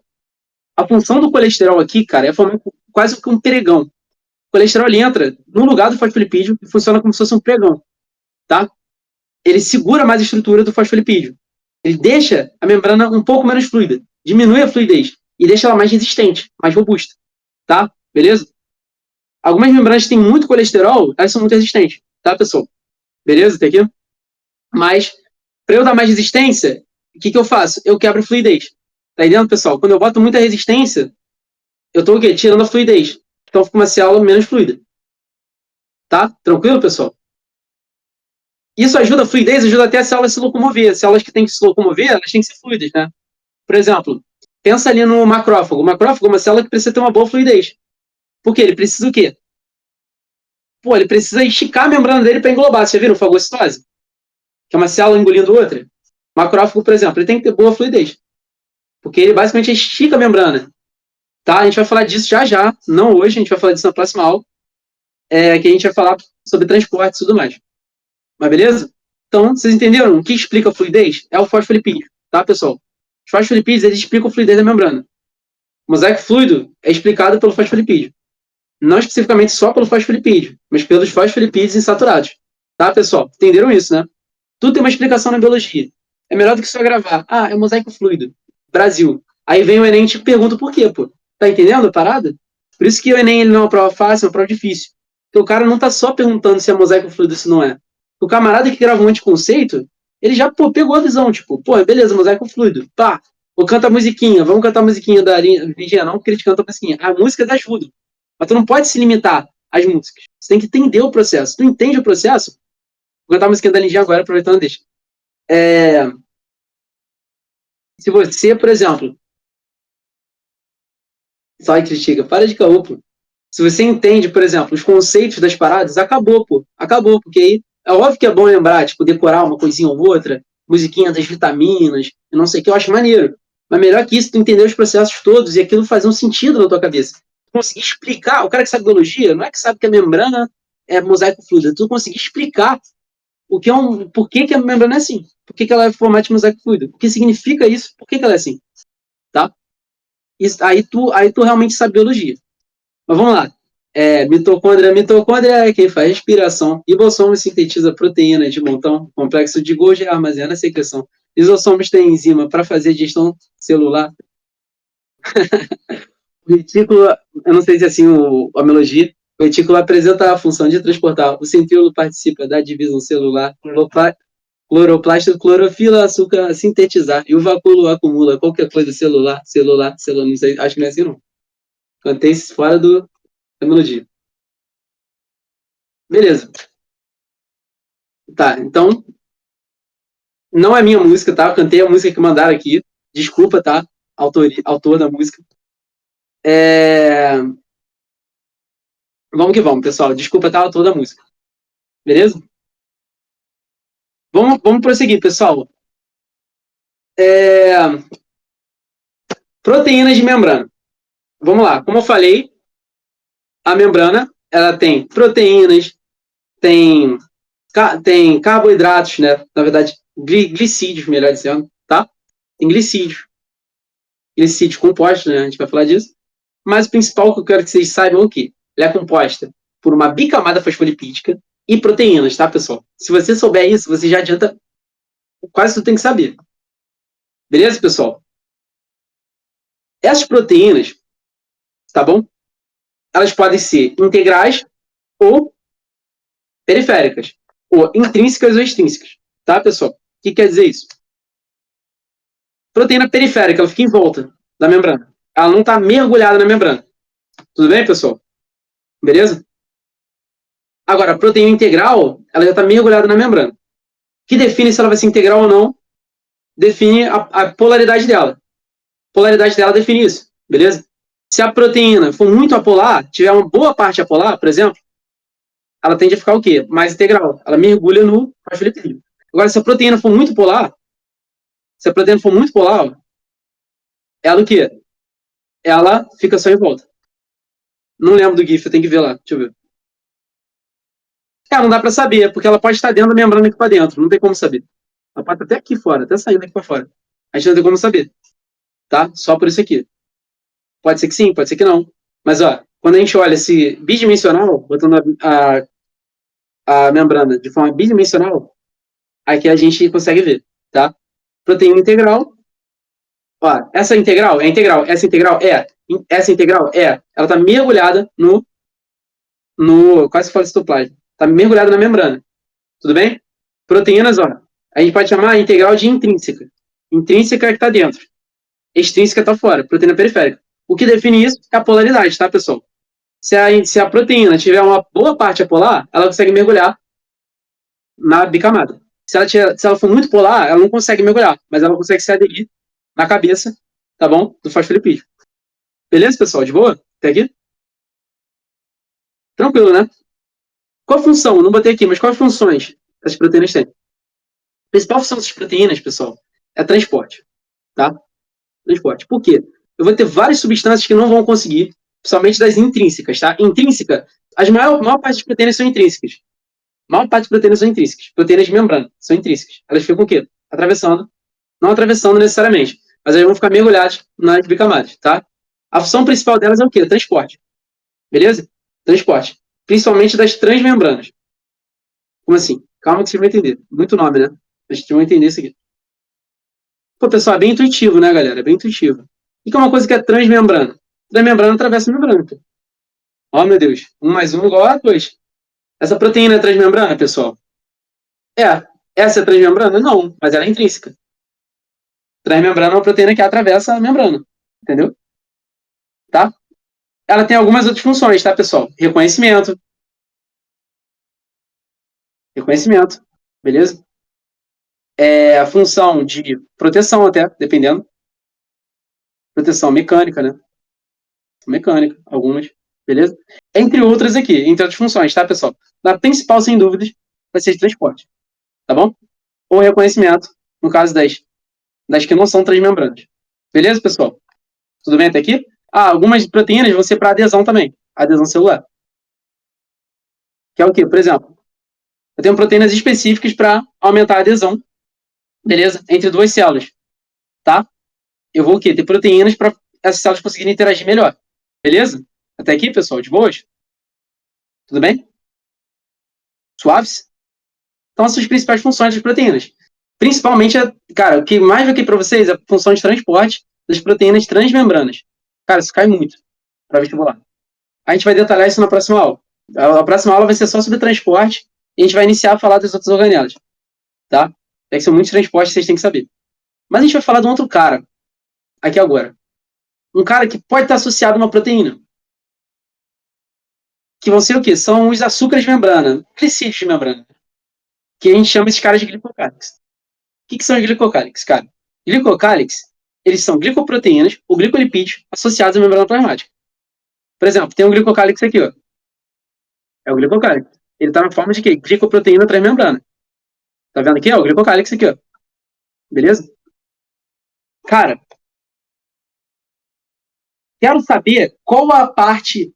Por exemplo, se o cara não tivesse me falado, se não tivesse citoplasma aqui, eu quero saber para onde está o citoplasma e para onde está o meio extracelular. O que eu tenho que procurar? Se o desenho for fidedigno, eu tenho que procurar o quê? Glicocálix. O glicocálix, ele está sempre voltado para fora. Ele está sempre para o meio extracelular, beleza, pessoal? De boa? Até aqui? O glicocálix está sempre para fora. Tranquilo? O glicocálix, ele deixa a membrana não é simétrica por causa do glicocálix. Não pode dizer que membrana é simétrica. Essa simetria aqui, ela é diferente aqui de cima do que de baixo por causa do glicocálix. Beleza, pessoal? De boa? Então, provas de vestibular mais safadas. O que eu tenho que fazer? Tenho que olhar, basicamente, se onde está o glicocálix? Está para fora ou está para dentro? Onde está o meio intra e extracelular? O meio extracelular, fora da célula, está para onde está o glicocálix apontado. É o meio extracelular. O meio intracelular é onde não está apontado. Beleza? Aqui tem que estar indicando. Meio extracelular e citoplasma. De boa até aqui? Suaves? Tá. Cara, qual a função do glicocálix? Adesão, rejeição celular, proteção, mas o principal, pessoal, o principal que está caindo com mais intensidade, reconhecimento. Tá? E não é reconhecer seu esforço de estar estudando, não é reconhecer suas conquistas, é reconhecer, beleza? É ajudar seu corpo. É primeiro reconhecer células parecidas, reconhecer substâncias e outra coisa, ajudar o seu corpo, beleza? Ajudar o seu corpo a identificar células nocivas ou não. Calma aí, a gente vai falar disso um pouco melhor, tá? Mas reconhecimento celular tá caindo muito. Tipo, por exemplo, os receptores, tá? Costumam ser glicoproteínas, tá? Beleza, pessoal? Os receptores, em geral, são glicoproteínas. Tranquilo? Então, assim, eles estão muito associados a, por exemplo, a entrada de vírus na célula, ligação com os hormônios, tá bom? Vírus, hormônios, tudo mais. Tinha uma imagem muito maneira, cara, só que eu não botei aqui no slide porque eu não sabia quem tinha feito. Eu queria ter botado. Mas eu acho que era um slide que já tinha copyright. Mas, assim, é bem maneiro. Ele parece uma antena. É isso, sempre penso assim, tá? A célula reconhece tudo por aquilo. Às vezes, os glicocálix, eles funcionam como porta de entrada. Não a porta de entrada, mas, tipo assim, como um... O glicocálix não é só o glicídio, tá, pessoal? É por isso que a proteína... Ou, por exemplo, esse glicocálix transmembrana aqui é um glicocálix, cara. Não dá pra gente... O glicocálix não é só a pontinha, que é o glicídio. O glicocálix, ele é o quê? É uma glicoproteína. Posso chamar isso tudo de glicocálix, tá, pessoal? Cuidado com isso também. Pra parte mais específica. Tá bom, pessoal? Glicocálix é a proteína inteira. É a glicoproteína toda. É a proteína associada ao glicídio. Toda. Não é só a pontinha. A pontinha é só a parte glicídica. Tá? Só o carboidrato aqui. Glicocálix não é só essa parte. Glicocálix é a proteína inteira. Beleza? É glicoproteína. Ou glicolipídio. Beleza, pessoal? De boa até aqui? Então, esse glicocálix, a gente vai falar, a função de reconhecimento está nas proteínas. Tá, mas são glicoproteínas. Tá? Porque glicoproteína não deixa de ser uma proteína também. Mas ela não é só proteína, ela tem uma parte glicídica. Tá?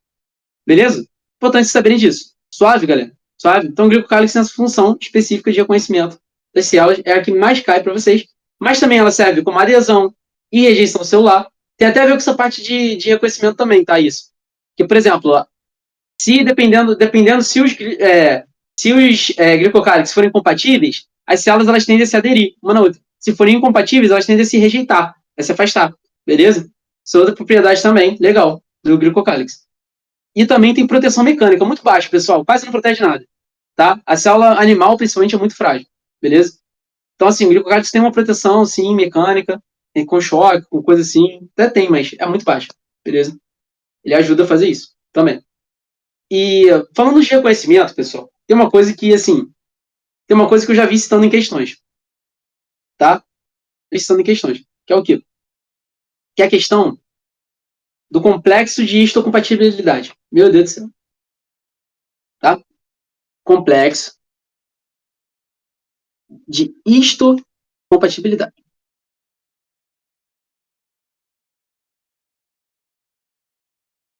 Compatibilidade. Já ouviram falar disso?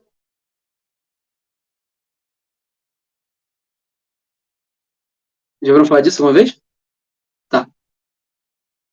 Vocês podem ver com esse nome, pessoal. MHC. Tranquilo? MHC. Que é inglês, né? É, beleza? Complexo de histocompatibilidade. E é o seguinte, o que é esse complexo de histocompatibilidade? Ele vai ser o quê? Tá? Vão ser genes. Calma que eu vou explicar para vocês, vocês vão entender. Quando eu falo do complexo, quando eu falo do MHC, eu não estou falando de substâncias, de moléculas, eu estou falando do quê? Eu estou falando de genes, tá bom? Que produzem, é, moléculas de histocompatibilidade. Você vai entender. Compatibilidade. Como assim? Como assim, pessoal? Como assim?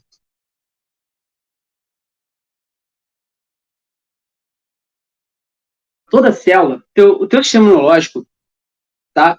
Ele tem um certo padrão para reconhecer se uma célula é sua ou não. Quem define esse padrão? São essas moléculas aqui, ó. São moléculas de histocompatibilidade, tá bom? Tranquilo até aqui? O teu sistema imunológico, ele vai produzir um padrão específico, tá? Beleza? Perdão, os teus genes, eles produzem o quê? Essas moléculas que são definidas, tá? No seu gene, para dizer se uma célula é sua ou não. Tudo bem até aqui? De boa, né? Tranquilo, né? Até aqui.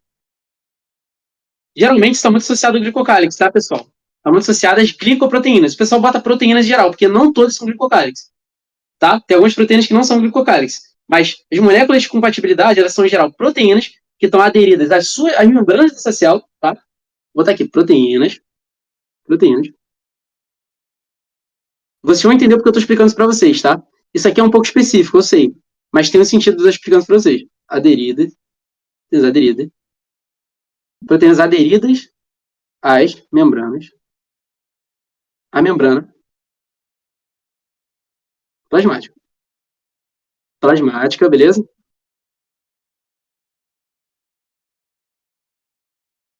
As quais permitem o sistema imunológico, imunológico de identificar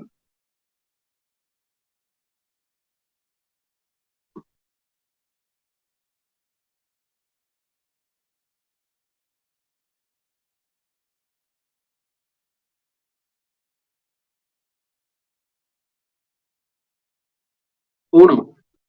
Qual é a grande questão, pessoal? Qual a grande questão disso aqui? Isso aqui é importante por quê? Cara, isso é muito importante para transplante, pessoal. Por exemplo, transplante de medula. Por que é tão difícil transplantar medula óssea? Por exemplo, que é tão complicado transplantar uma medula? Por causa disso aqui. Por causa de moléculas de histocompatibilidade. Beleza?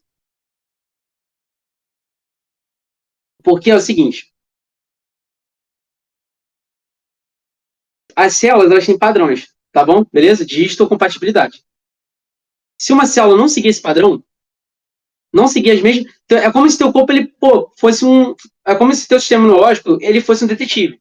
ele fosse numa célula sua, reconhecer e vai vendo, pô, tem essa proteína, tem essa aqui, tem essa aqui, tem essa aqui. É a minha. É do meu corpo. Agora ele vai olhar outra célula, tem essa aí, pera aí, não tem essa, não tem essa, tem uma diferente, é inimiga. Aí eu ataco. Beleza isso aqui? Tá? Beleza isso aqui, pessoal? Então, assim, por exemplo, se eu tiver uma célula com proteínas muito parecidas, pô, a chance de eu ter uma resposta imunológica contra aquela célula é muito mais difícil, tá? É assim que meu sistema imune identifica vírus, identifica é, bactérias, tá bom? Perdão, assim que ele vai identificar uma bactéria invasora. Ele vai lembrando da bactéria e vai ver que tem proteínas totalmente diferentes das minhas. Vai iniciar um ataque, beleza? Mesma coisa. Galera, é sinistro isso. Quando, eu vou explicar isso para vocês em sistema imunológico. Quando eu quero, por exemplo, tem uma célula que está com antígeno, está infectada. Quando, beleza? Vai ter um linfócito meu, tá? APC, apresentador de antígeno, que ele vai fazer. Tem uma célula infectada, tá? Ou ele achou um antígeno, proteína spike, tá? Que não é do meu corpo. Ele vai o quê? Aderir na membrana dele, essa proteína que não é do meu corpo, para quê? Tá? Para basicamente o meu sistema imunológico entender que aquela proteína, ele vai ler minha célula, APC, e vai ver que aquela proteína é inimiga. Não era para estar ali, tá? Então é muito brabo isso. Eu vou explicar isso com detalhes para vocês. Estou resumindo aqui, de forma bem breve, porque a gente vai detalhar isso com muita calma no sistema imunológico. Beleza? Mas, então, esse sistema, tá? MHC, esse complexo de histocompatibilidade, quando a gente fala de histocompatibilidade, a gente está falando dos genes. O que corajoso é a função dele. Ó, esse complexo de histocompatibilidade, tá bom? A gente fala de genes que produzem moléculas de histocompatibilidade. O que são essas moléculas? Proteínas aderidas à membrana plasmática, as quais permitem o sistema imunológico de identificar se a célula é do indivíduo ou não. E aí que está o problema do transplante. Se eu botar, como é que vocês acham que vai ser o MHC de uma pessoa que não tem, sei lá, não tem parentesco comigo?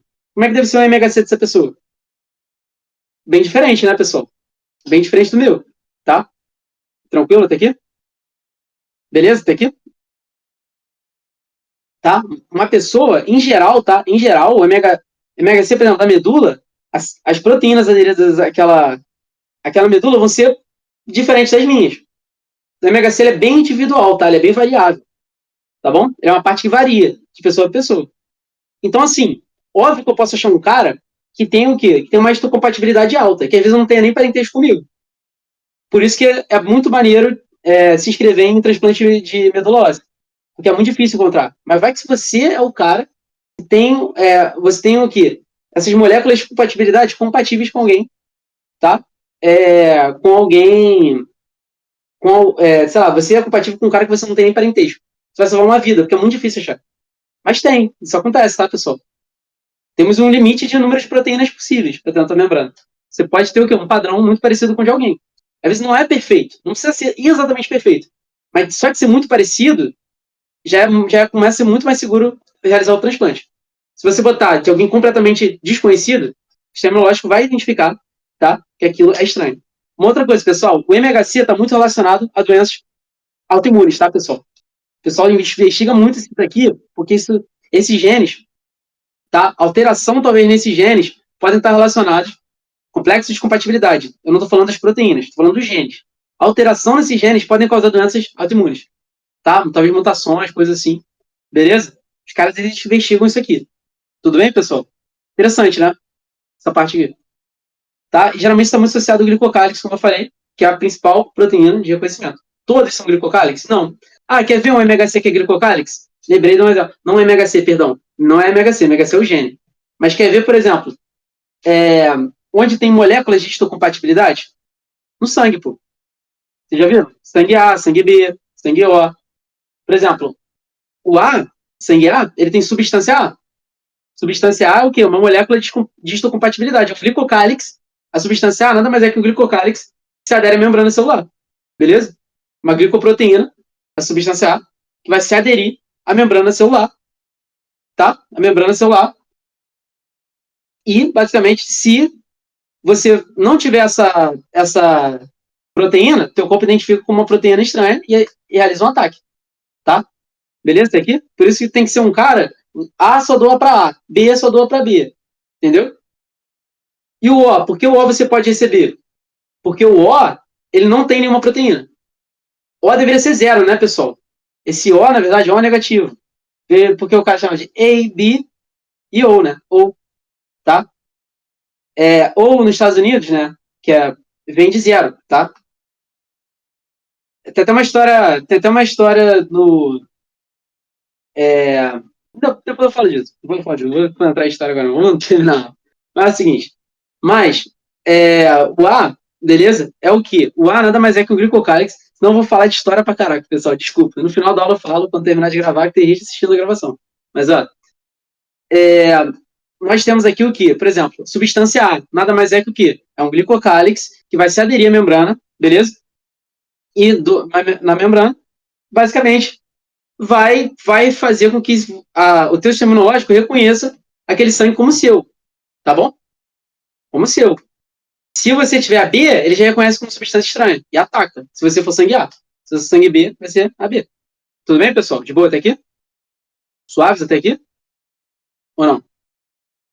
É uma molécula de histocompatibilidade. Então, beleza, pessoal. Vamos que vamos.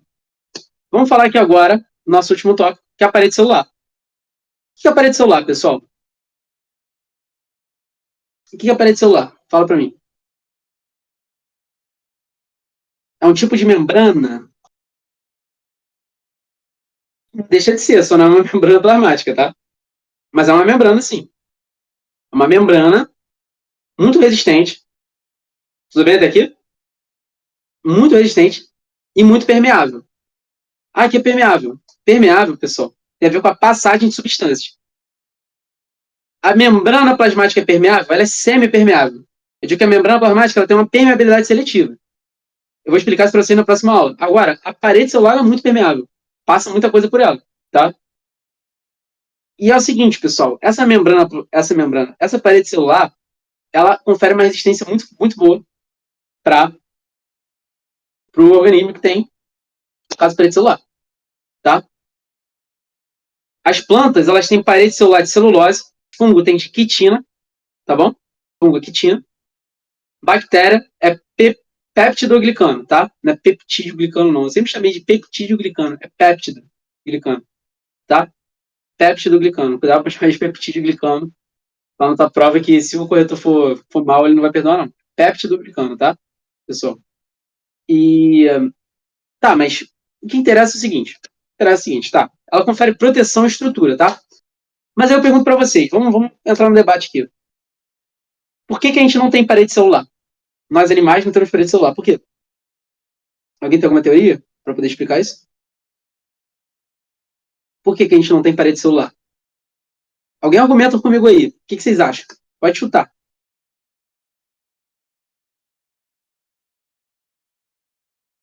Nutrição vai ficar mais difícil. Por quê, Lindinho? Porque eu falei, peraí, ó, a parede celular é permeável. Mas por que a nutrição vai ficar mais difícil? Porque ela é permeável, a parede celular.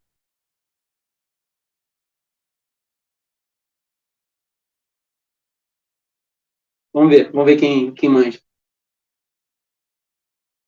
Ia virar bagunça. Pô, do contra é isso aí. Aí, pô, não ia virar sacanagem, né? Planta tem, agora animal tem também. Ia ser como isso? Não ia poder ter. O bagulho ia ficar bagunçado. Alguém tem alguma ideia? Continua, Lindinha. Por que a nutrição vai ficar mais difícil?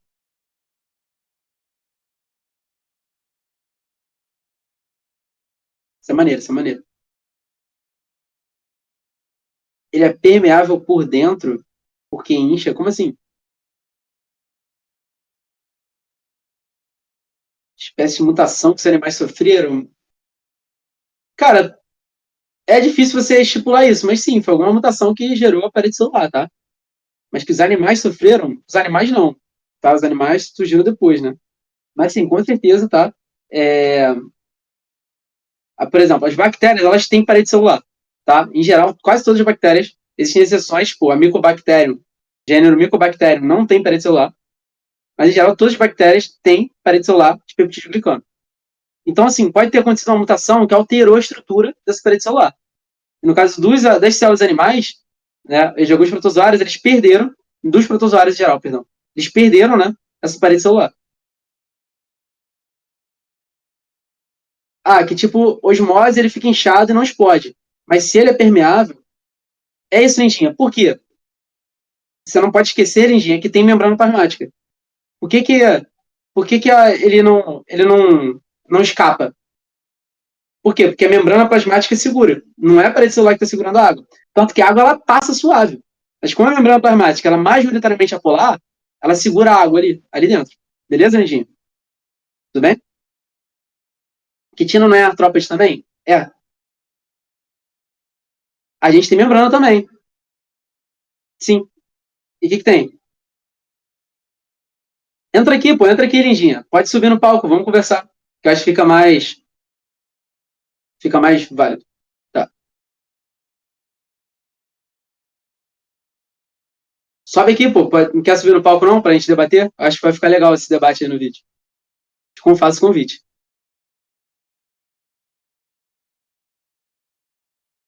Tá bom, Lindinha. Não precisa entrar, não. Tá de boa.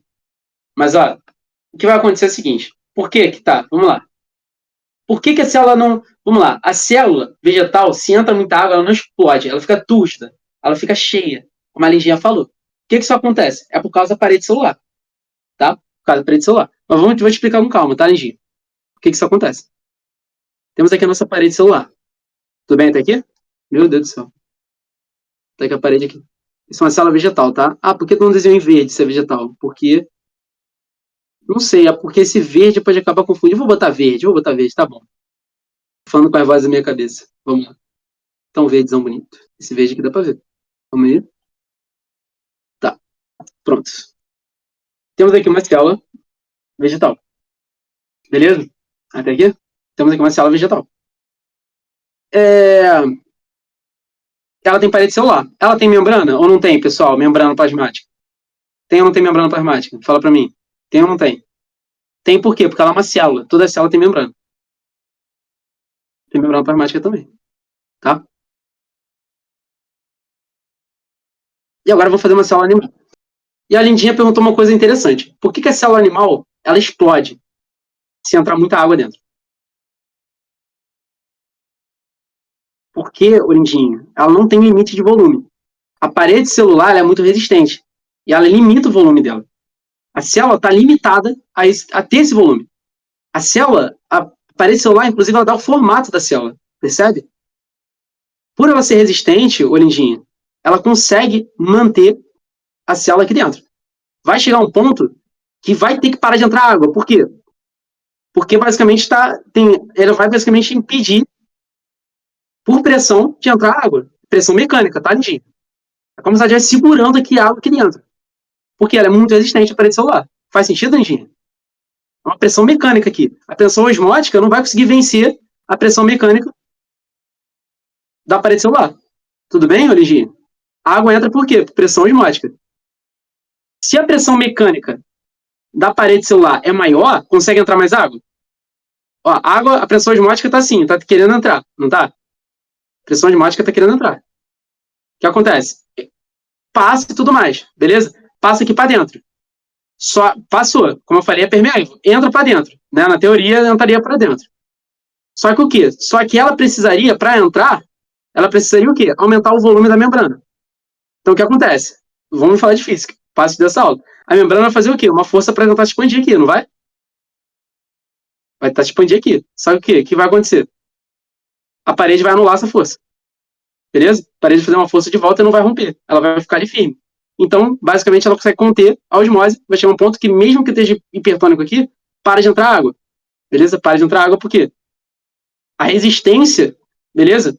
Da parede celular vai vencer, tá bom? A pressão osmótica. Entendeu, Nidinho? A resistência da parede celular vence a pressão osmótica. Aqui, a célula, vocês entenderam isso, pessoal? Aqui a célula animal não. A célula animal, a membrana, ela não é resistente. Então, vai chegar um ponto que vai entrar tanta água aqui que, vamos lá, ela não tenta resistir à pressão osmótica? Ela não manda aqui uma setinha para fora? Manda. Mas a pressão osmótica é muito mais forte. Muito mais forte aqui, porque aqui está cheio de soluto. Então a pressão osmótica vai vencer a resistência da membrana, vai continuar entrando água até chegar um ponto que ela não vai aguentar, ela vai romper. Tá? E a célula rompeu. E ela teve plasmoptise. Beleza, pessoal? Teve plasmoptise. Ela rompeu. Tudo bem, pessoal? De boa até aqui? Tranquilo? Por que ela não explode? Porque a parede celular, célula vegetal, ela é muito resistente. Então, ela impede que a membrana consiga explodir. Então, isso é muito maneiro, porque se a gente pensar por isso, a gente pode dizer também que a membrana, perdão, que a parede celular dá estrutura para a célula. Suave? Ela dá estrutura para a célula. Tranquilo, pessoal? Parede celular dá estrutura. Por exemplo, a célula vegetal ela tem um formato bonitinho. A célula animal a gente bota como? Como se fosse uma bolinha. Tudo bem até aqui? Tá? Agora o quê? A célula vegetal ela tem uma parede. Vamos debater algumas coisas difíceis de debater, pessoal. Aqui. Tá, beleza. Mas por que vamos primeiro debater isso? Isso. Então a membrana está segurando a água. Isso. E a parede está segurando a membrana. Perfeito. Indiretamente está segurando a água também. Tá entendendo? Entendeu, Nidinha? Ela indiretamente está segurando a água também. Mas por que não extravasa? Porque tem uma camada polar impedindo que a água passe por ela. Se fosse só ela, ia passar suave. Entendeu, Nidinha?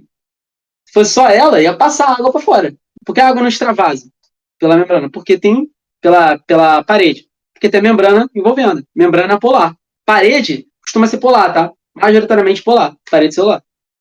Tá? Então, como a parede celular é majoritariamente muito polar, ela é polar, né, pessoal? Não é polar, ela é polar, parede celular. Passa água muito fácil por ela. Entendeu, Lindinho? Se passa água muito fácil por ela, por que não está saindo água aqui? Por causa da membrana. Mas por que a membrana não explode? Porque ela segura a membrana. Tu bem falou. Entendeu, Lindinho? É isso que acontece. Bom questionamento, achei legal. Parabéns aí pelo raciocínio. Tá? Por questionar isso. Que é bem inteligente a tua pergunta. Mas vamos que vamos, pessoal. Por que então que nós não temos parede celular? Não é maneirão ter parede? Pô, ficar igual, imagina tu igual uma árvore, filho. Casca de árvore, Groot. Pique Groot. Por que o Groot não dá pra gente ser igual o Groot? Do Guardiões da Galáxia. Por quê? Por que não dá pra gente ser igual o Groot, pessoal? Vocês já viram Guardiões da Galáxia, né, galera?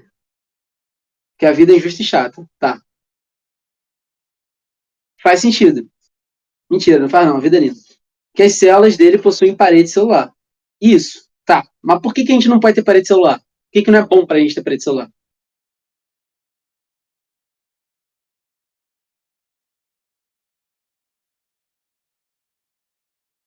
Segura muita água, não. Qual o problema de segurar água? Que limita o crescimento das nossas células? Até que sim, mas por que não só fazer uma parede grande, então? O seu problema que limita o crescimento das nossas células não é só a parede, não. É o próprio Leite Spencer, lembra? Leite Spencer limita o crescimento das nossas células. Mas tem o seguinte. Tem o seguinte. Sabe por que não é bom ter parede celular? Galera, a planta, ela produz o próprio alimento dela. Não produz o próprio alimento dela?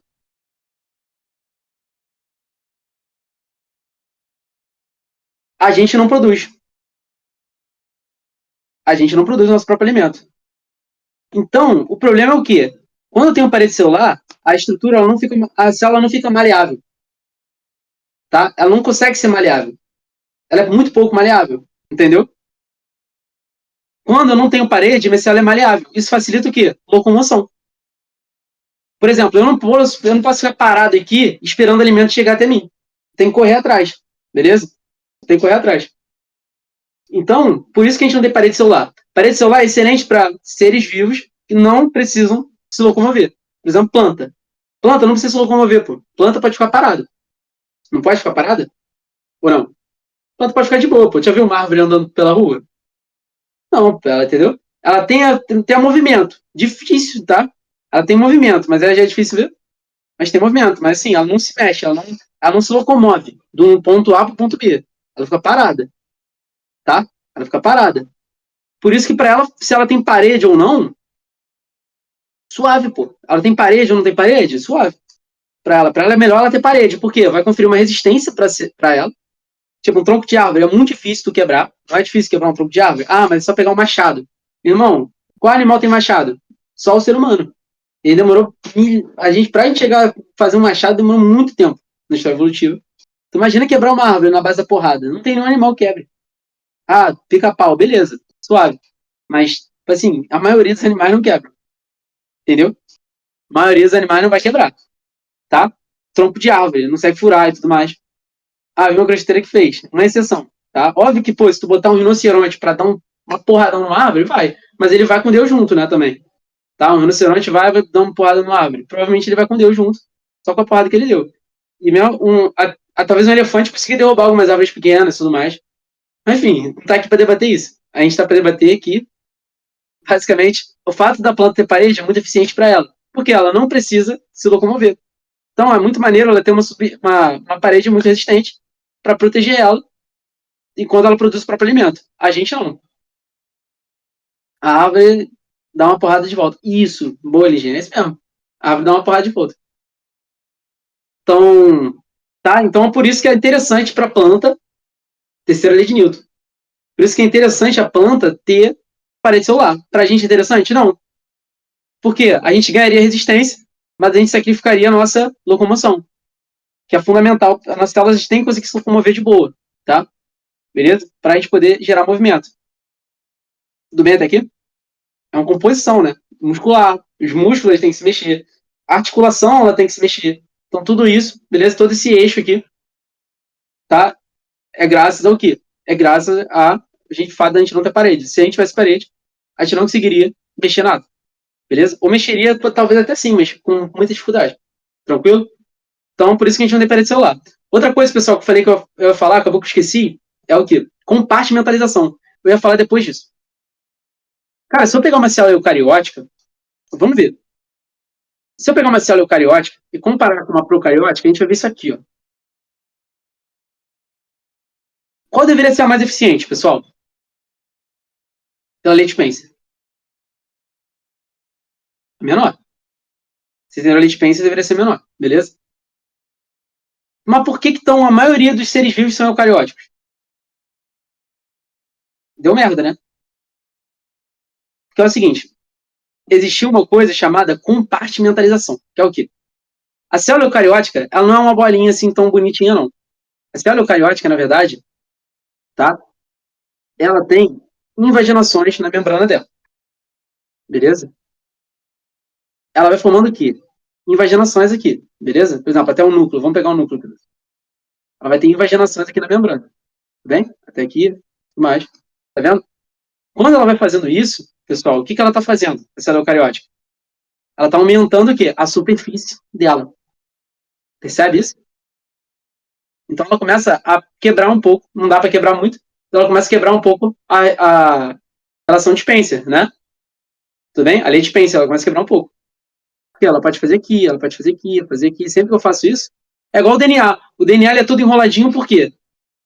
Porque eu quero botar uma coisa que tem mais de 1 metro, tá? Dentro de uma célula. Suave, pessoal? Como é que eu faço isso? Eu tenho que enrolar. Eu tenho que aumentar a superfície. Tudo bem? Isso é o sistema que a gente vai chamar de compartimentalização. Por quê? Algumas dessas membranas, elas vão sair e vão o quê? Vai invaginar e ela vai ficar dentro da célula, por exemplo. Tá? Eu vou começar a ter organelas membranosas. Ó, tipo assim, uma parte dessa membrana invaginou aqui. E ela virou o quê? Uma organela. Por exemplo, um vacúolo. Ela, entendeu? Ela vai entrar e vai ficar dentro da minha célula. Vai invaginar aqui e vai entrar dentro da célula. Formar várias organelas membranosas. Complexo de Golgi, retículo plasmático. Qual é qual? Eu vou mostrar para vocês na próxima aula, provavelmente. Mas a gente tem que falar algumas coisas de membrana plasmática, pessoal. Que a gente já expliquei para vocês toda a estrutura, o básico do funcionamento. Agora, galera, o que a gente tem que ver na próxima aula é o quê? Os transportes. Tá, pessoal? Todos os transportes da membrana. Tá? Que a gente bate na permeabilidade dela. Eu falei que ela é semi-permeável, tá? Ela tem uma permeabilidade seletiva. O que quer dizer isso? Pense um pouco sobre isso, tá? Dê uma olhada na matéria. Essa semana a gente vai fazer... Pode interromper a aula aí, pessoal da gravação. Tamo junto aí, galera que viu. Qualquer dúvida, só me chamar. Se você não tá no nosso servidor, entra aí, tem os links aí, tá?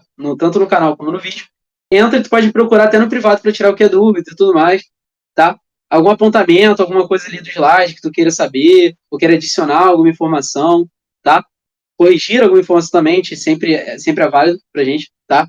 Só mandar pra gente aí, que a gente até pode debater e fazer alterações, que a gente tá junto aí, pessoal. Vamos que vamos. Vida que segue. Vamos pra frente. Valeu!